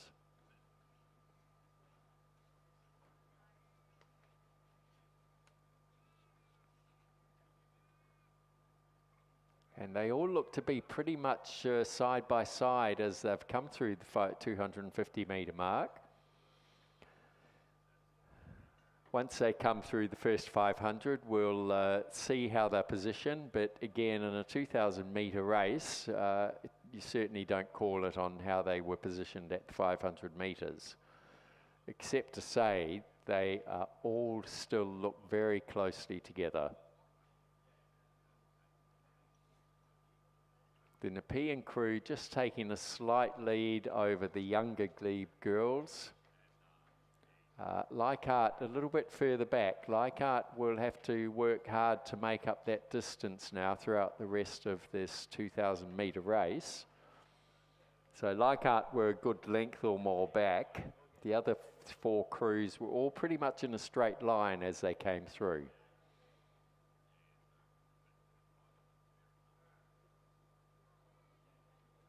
So some fantastic video there. We're following the University of New South Wales crew, the older glebe ladies over on the left of the screen, and the Nepean crew on the right of the screen.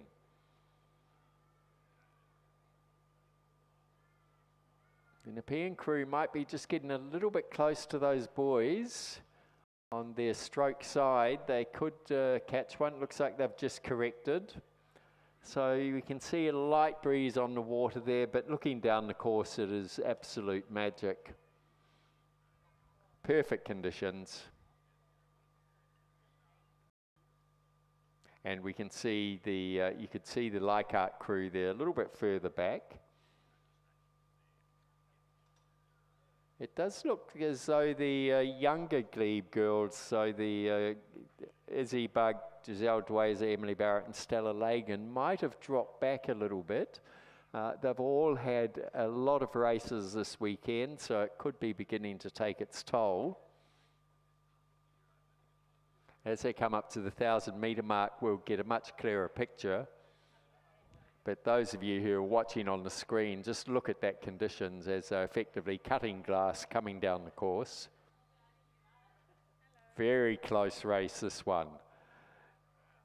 Really too hard to call, but the glebe crew and the older ladies in the University of New South Wales about a canvas ahead of the Nepean crew, and they were followed through by the younger glebe ladies and the Leichhardt ladies who we're just watching on screen now. So they're just starting to get a little bit of wash from the boats in front of them. It can be off-putting.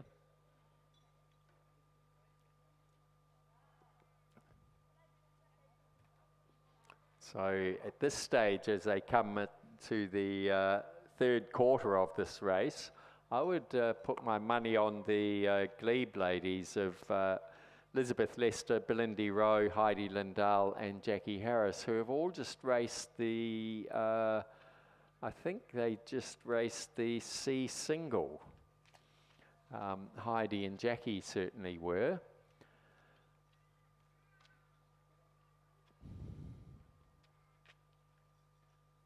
So the Nepean crew still struggling to just stay off those boys on their stroke side. Doesn't look like they've had a mishap with them yet, but that could occur.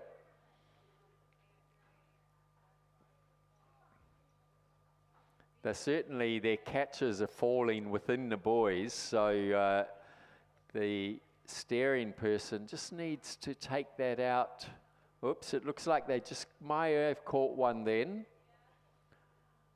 But they may have a steering issue because they started yes, they've just caught the boys, so that's thrown in a crew.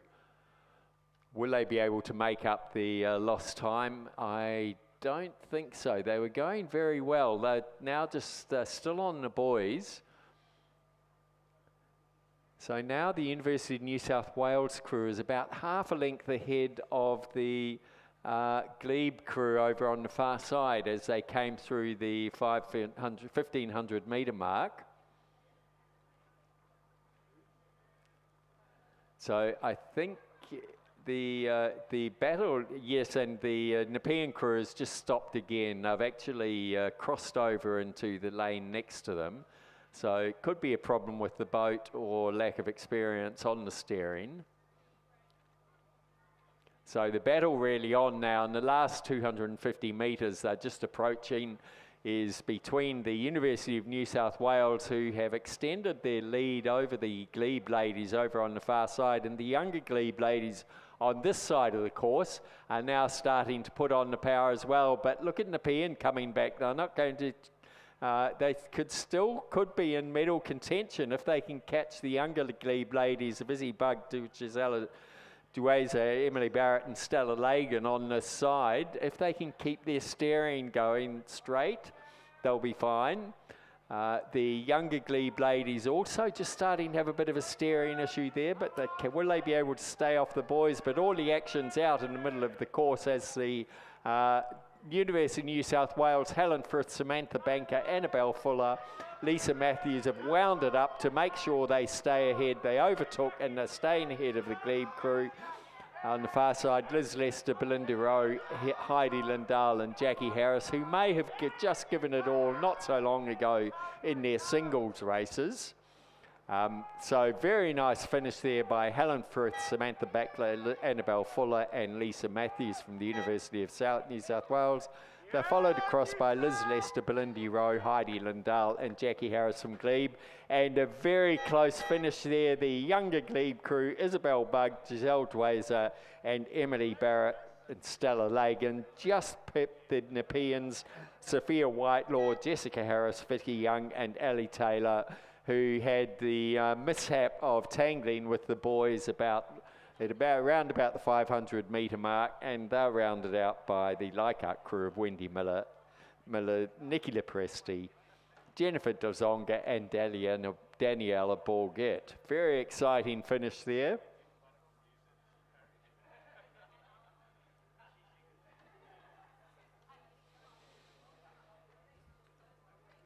And so we have a short break, just a little bit of time before we have the second last race of the day, which will be the men's B grade 8. We can just see them making their way now down to the 2,000 metre start line.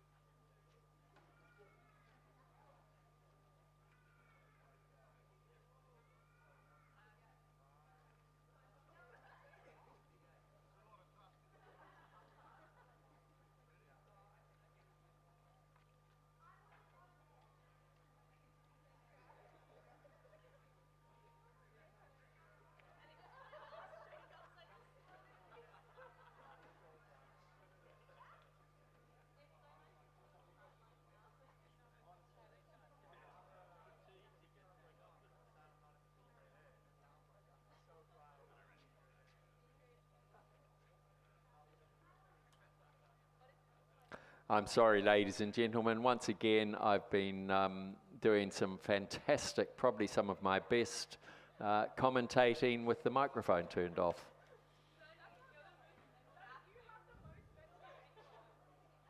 So the results of that previous race was the University of New South Wales B crew in a time of 7 minutes 30.79.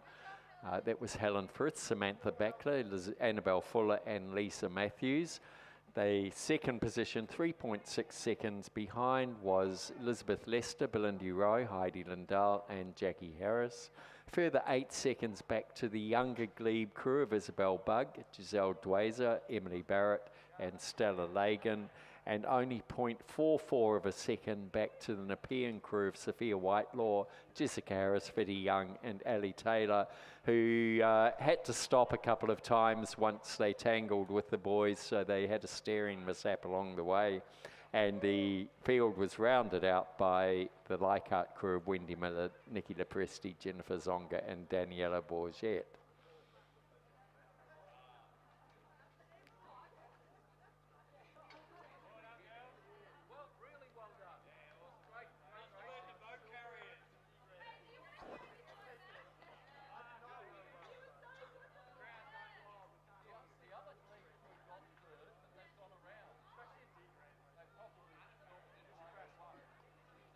So as the crews pull into the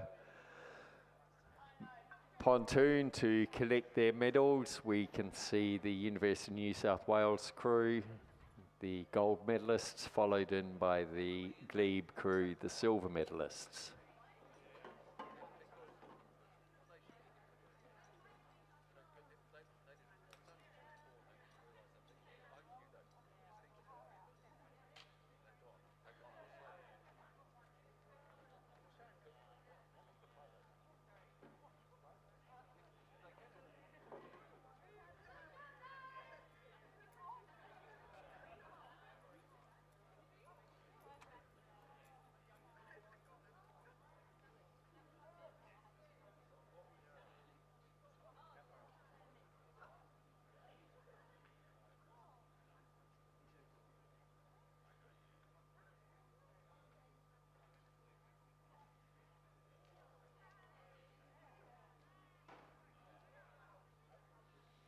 And lining up down on the starting, the 2,000 metre start, there's actually, so the 2 minute light is on. We have the men's B grade 8.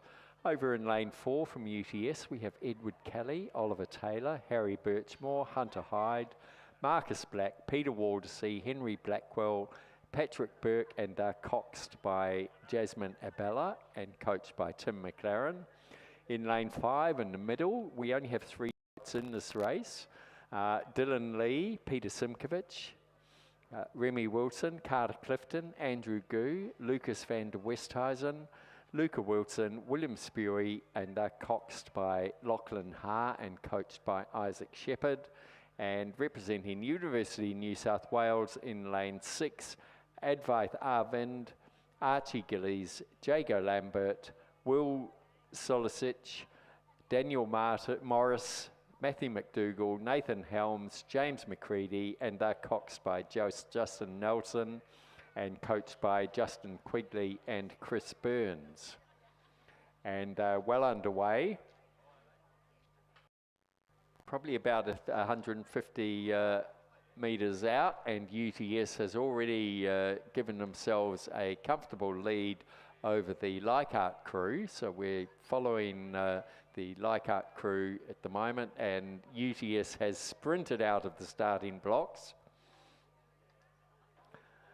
Leichhardt and University of New South Wales just side by side at the moment, but they haven't even hit the 250 metre mark, and the UTS crewers probably will see it as the camera spins around, but probably a good boat length ahead of the other 2 crews. Yes, the more than boat length, I would suggest. Back to the Leichhardt crew, who are about half a length ahead of the University of New South Wales.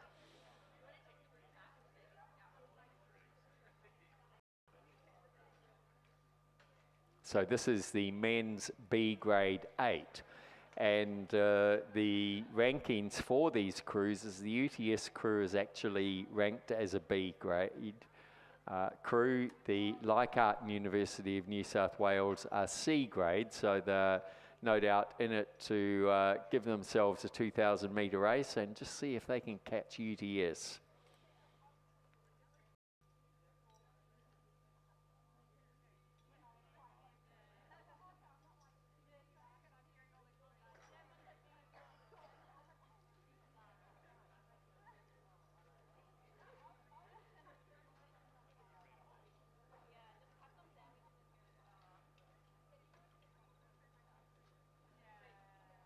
They're coming up to the 1,000 metre mark, and as they cross, we can see UTS looking very comfortable. They're keeping the power on as they come through.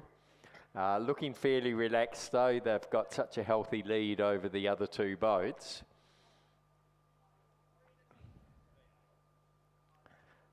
Perfect conditions as they glide through the 1,000 metre mark.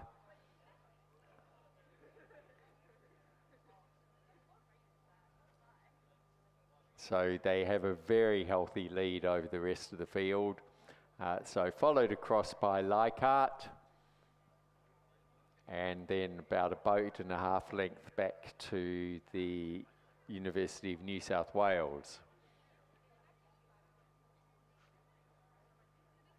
So the real race here is whether the University of New South Wales can catch Leichhardt. No one's going to catch UTS, I don't think.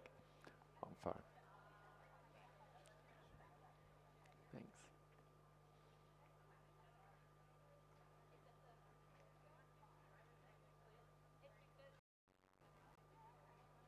So UTS are just constantly putting on a bit of a clinic for racing. They're not having to go very hard, but they are continuing to extend their lead over the Leichhardt crew, who are gradually extending their lead over the University of New South Wales. They're coming up to the 1,500 metre mark.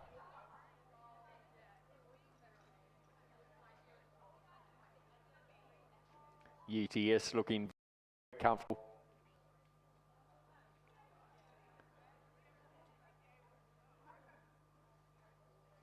As they cross the 1,500 metres in about 4:42.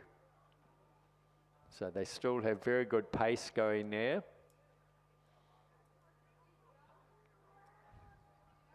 And as we watch their trail in the water, we now see the Leichhardt crew also looking comfortable because they've extended their lead significantly over the University of New South Wales,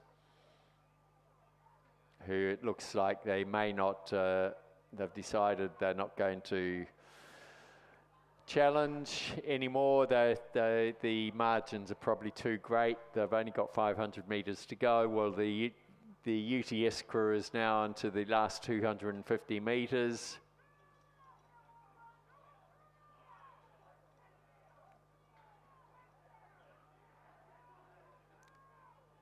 Maintaining their power and rating right through to the finish. In fact, I think they've just taken it up slightly, putting on a very strong finish. So they're racing against the clock here. This is the B grade 8. They've just certainly stepped it up a few points just in this last 150 metres. Coming through for a fantastic finish. Very fast. So that was about 6 minutes, 6:14.45 for UTS.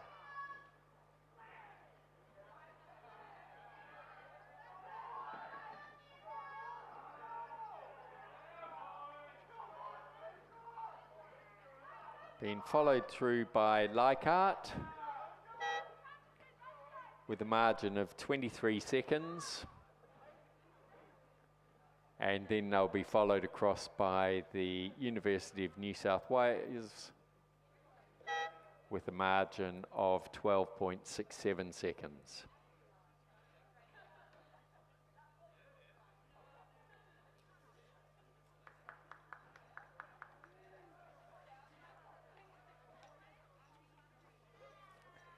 And the starter will now be just moving back to the 1,000 metre mark, and we can see the last race of the day lining up. Very exciting race. This is the women's D grade single scull final. This is what the Edward Trickett is all about. It's the grade championships for the season. Over on the far side, representing Glebe, we have Cecile Fair, coached by Rob Dalimore. In lane 2 from Black Mountain, Jane Reynolds. In lane 3 from Lake Macquarie, Ilea Herivel, coached by Jane Ferguson Palmer. Lane 4 from UTS, Emily Vaughan Brooks. Lane 5 from the University of New South Wales, Georgina Browning, coached by Justin Quigley and Chris Burns. Lane 6 from Glebe, Charlotte Rogers, coached by Nicholas Galea and Robin Macney. At the Reindeer Regatta before Christmas, Charlotte was still racing novice, and here she is in a final. She's done very well this regatta. In lane 7 from ANU, Darcy Warmerdam, coached by Edwin Bean. Lane 8 from Ascombe, Jess Brown, coached by Philip O'Brien and Mitchell Caponis. And in lane 9 from the ANU, Jacinta Essam, coached by Edward Bean, Elizabeth Blower and Sarah Connor. So the starter looks to have a line.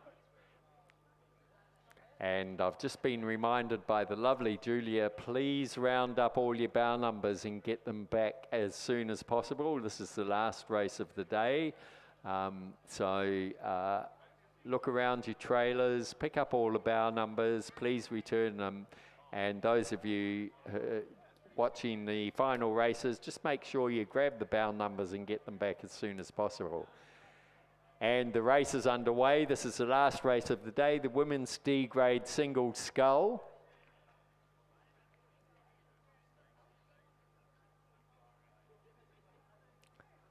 So already after the first 20 odd strokes, there's still there's a little bit of spread.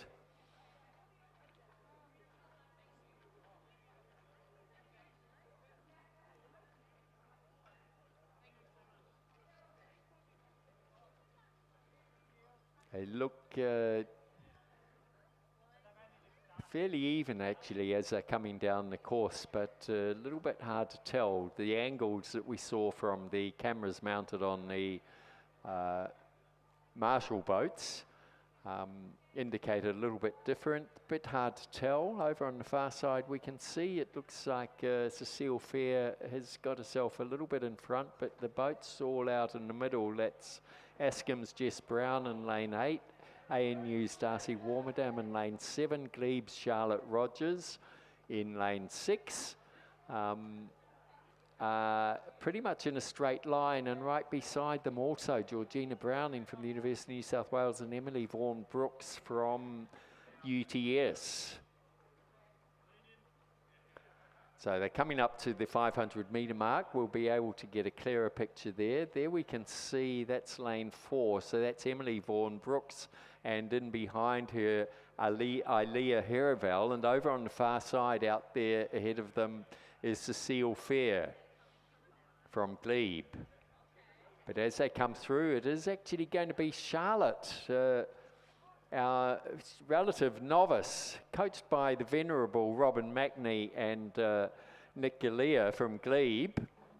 So she's got a boat length over Georgina Browning from the University of New South Wales. Then I think it was the ANU rower, Darcy Warmerdam, behind her. And then we just have to wait and see what happens as they get closer. But at the moment, Charlotte Rogers has a lead over the rest of the field. Will she be able to hold them off? It looks to me now, looking down the course from up here in the fantastic view that we get up in the commentary box, that Charlotte is managing to extend her lead. She's been pushed hard by Georgina Browning right next to her, but I think the two of them have extended their lead over the rest of the field. Just to the side of Charlotte from ANU is Darcy Warmerdam, but she's now dropping back. She's not able to hold the pace. Over on the far side there from Black Mountain, Jane Reynolds and Alea Herivel from Lake Macquarie are battling it out. So the positions are changing as they come down the course. And probably being D-grade rowers, as I mentioned earlier, Charlotte is actually a relative novice. She only learnt to row in the middle of about a year ago. But what a fantastic finish she is putting on here. As she comes into the last 200 metres, it's Charlotte Rogers out in front. She's extended her lead. Right beside her over on the other side is the University of New South Wales, Georgina Browning, who looks to be running out of puff as the other rowers are all pushing hard to come through. It's going to be a very close finish, this one. So look at those boats over on the far side. That's Black Mountain's Jane Reynolds, Lake Macquarie's Alea Herivel and UTS's Emily Brooks, all neck and neck. And then over on this side we have ANU's Darcy Warmerdam and ANU's Jacinta Essam all battling, but what a fantastic finish, and the gold medal to Charlotte Rogers from Glebe by a good 2 or 3 lengths over University of New South Wales, and very close finish there. I would give it to ANU's Darcy Warmerdam over the UTS Emily Vaughan, UTS I think it was, Vaughan Brooks. Do we have them coming through on the timing? Yes, we do. So Charlotte Rogers in a time of 4 minutes 18.95, a margin of 5.75 back to Georgina Browning. Then the ANU's 0.52 of a second back to Darcy Warmerdam from the ANU, then 0.51 of a second back to Emily Vaughan Brooks from the UTS, then 0.64 of a second back to Jacinta Essam from the ANU. What an exciting race. A further 2.5 seconds back to Lake Macquarie's Alea Herivel, 0.64 of a second back to Jane Reynolds, bit of a margin back to Cecile Fair, and then Jess Brown to round out the field. I know Charlotte will be absolutely over the moon for having won this gold medal, champion of the Edward Trickett grade regatta.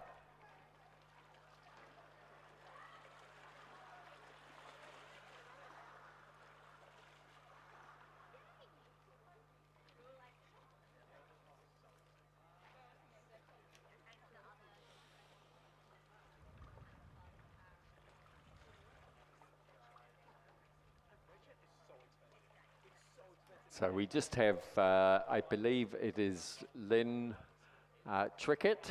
I believe he's I'm not sure if he was the son or the grandson of Edward Trickett, down on the pontoon, giving the medals to the men's B8, the Leichhardt crew of Dylan Lee, Peter Simkovich, Remy Wilson, Carter Clifton, Andrew Gu, Lucas van der Westhuizen, Luca Wilson, William Spewy, coxed by Lachlan Ha with the silver medalists.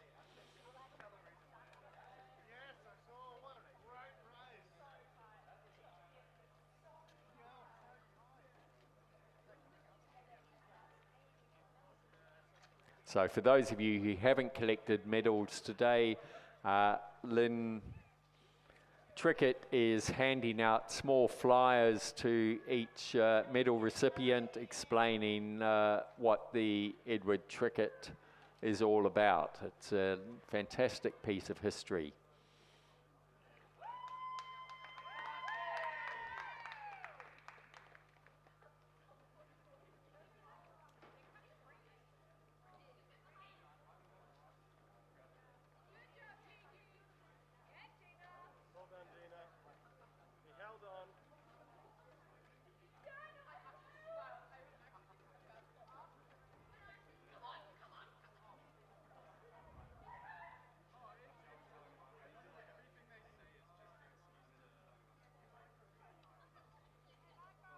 And he's now handing the flyers out to the gold medalists, the winning UTS crew of Edward Kelly, Oliver Taylor, Harry Birchmore, Hunter Hyde, Marcus Black, Peter Waldersey, Henry Blackwell, Patrick Burke, and their cocks, Jasmine Abella, and their coach. They were coached by Tim McLaren. So congratulations to the medalists for the men's B grade 8.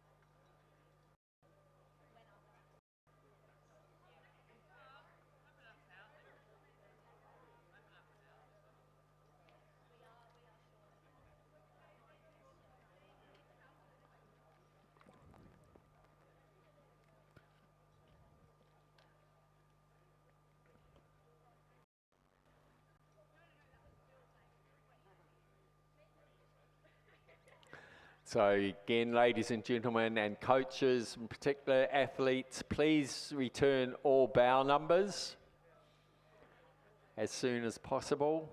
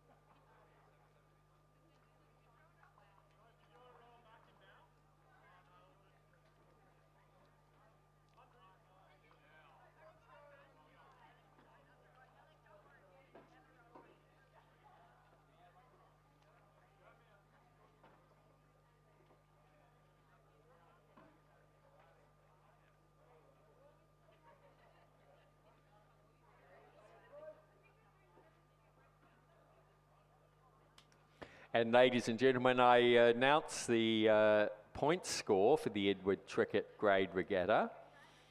So in first position was the University of New South Wales with a total of 186 points, followed by Glebe with 144 points, and UTS in third spot with 117 points.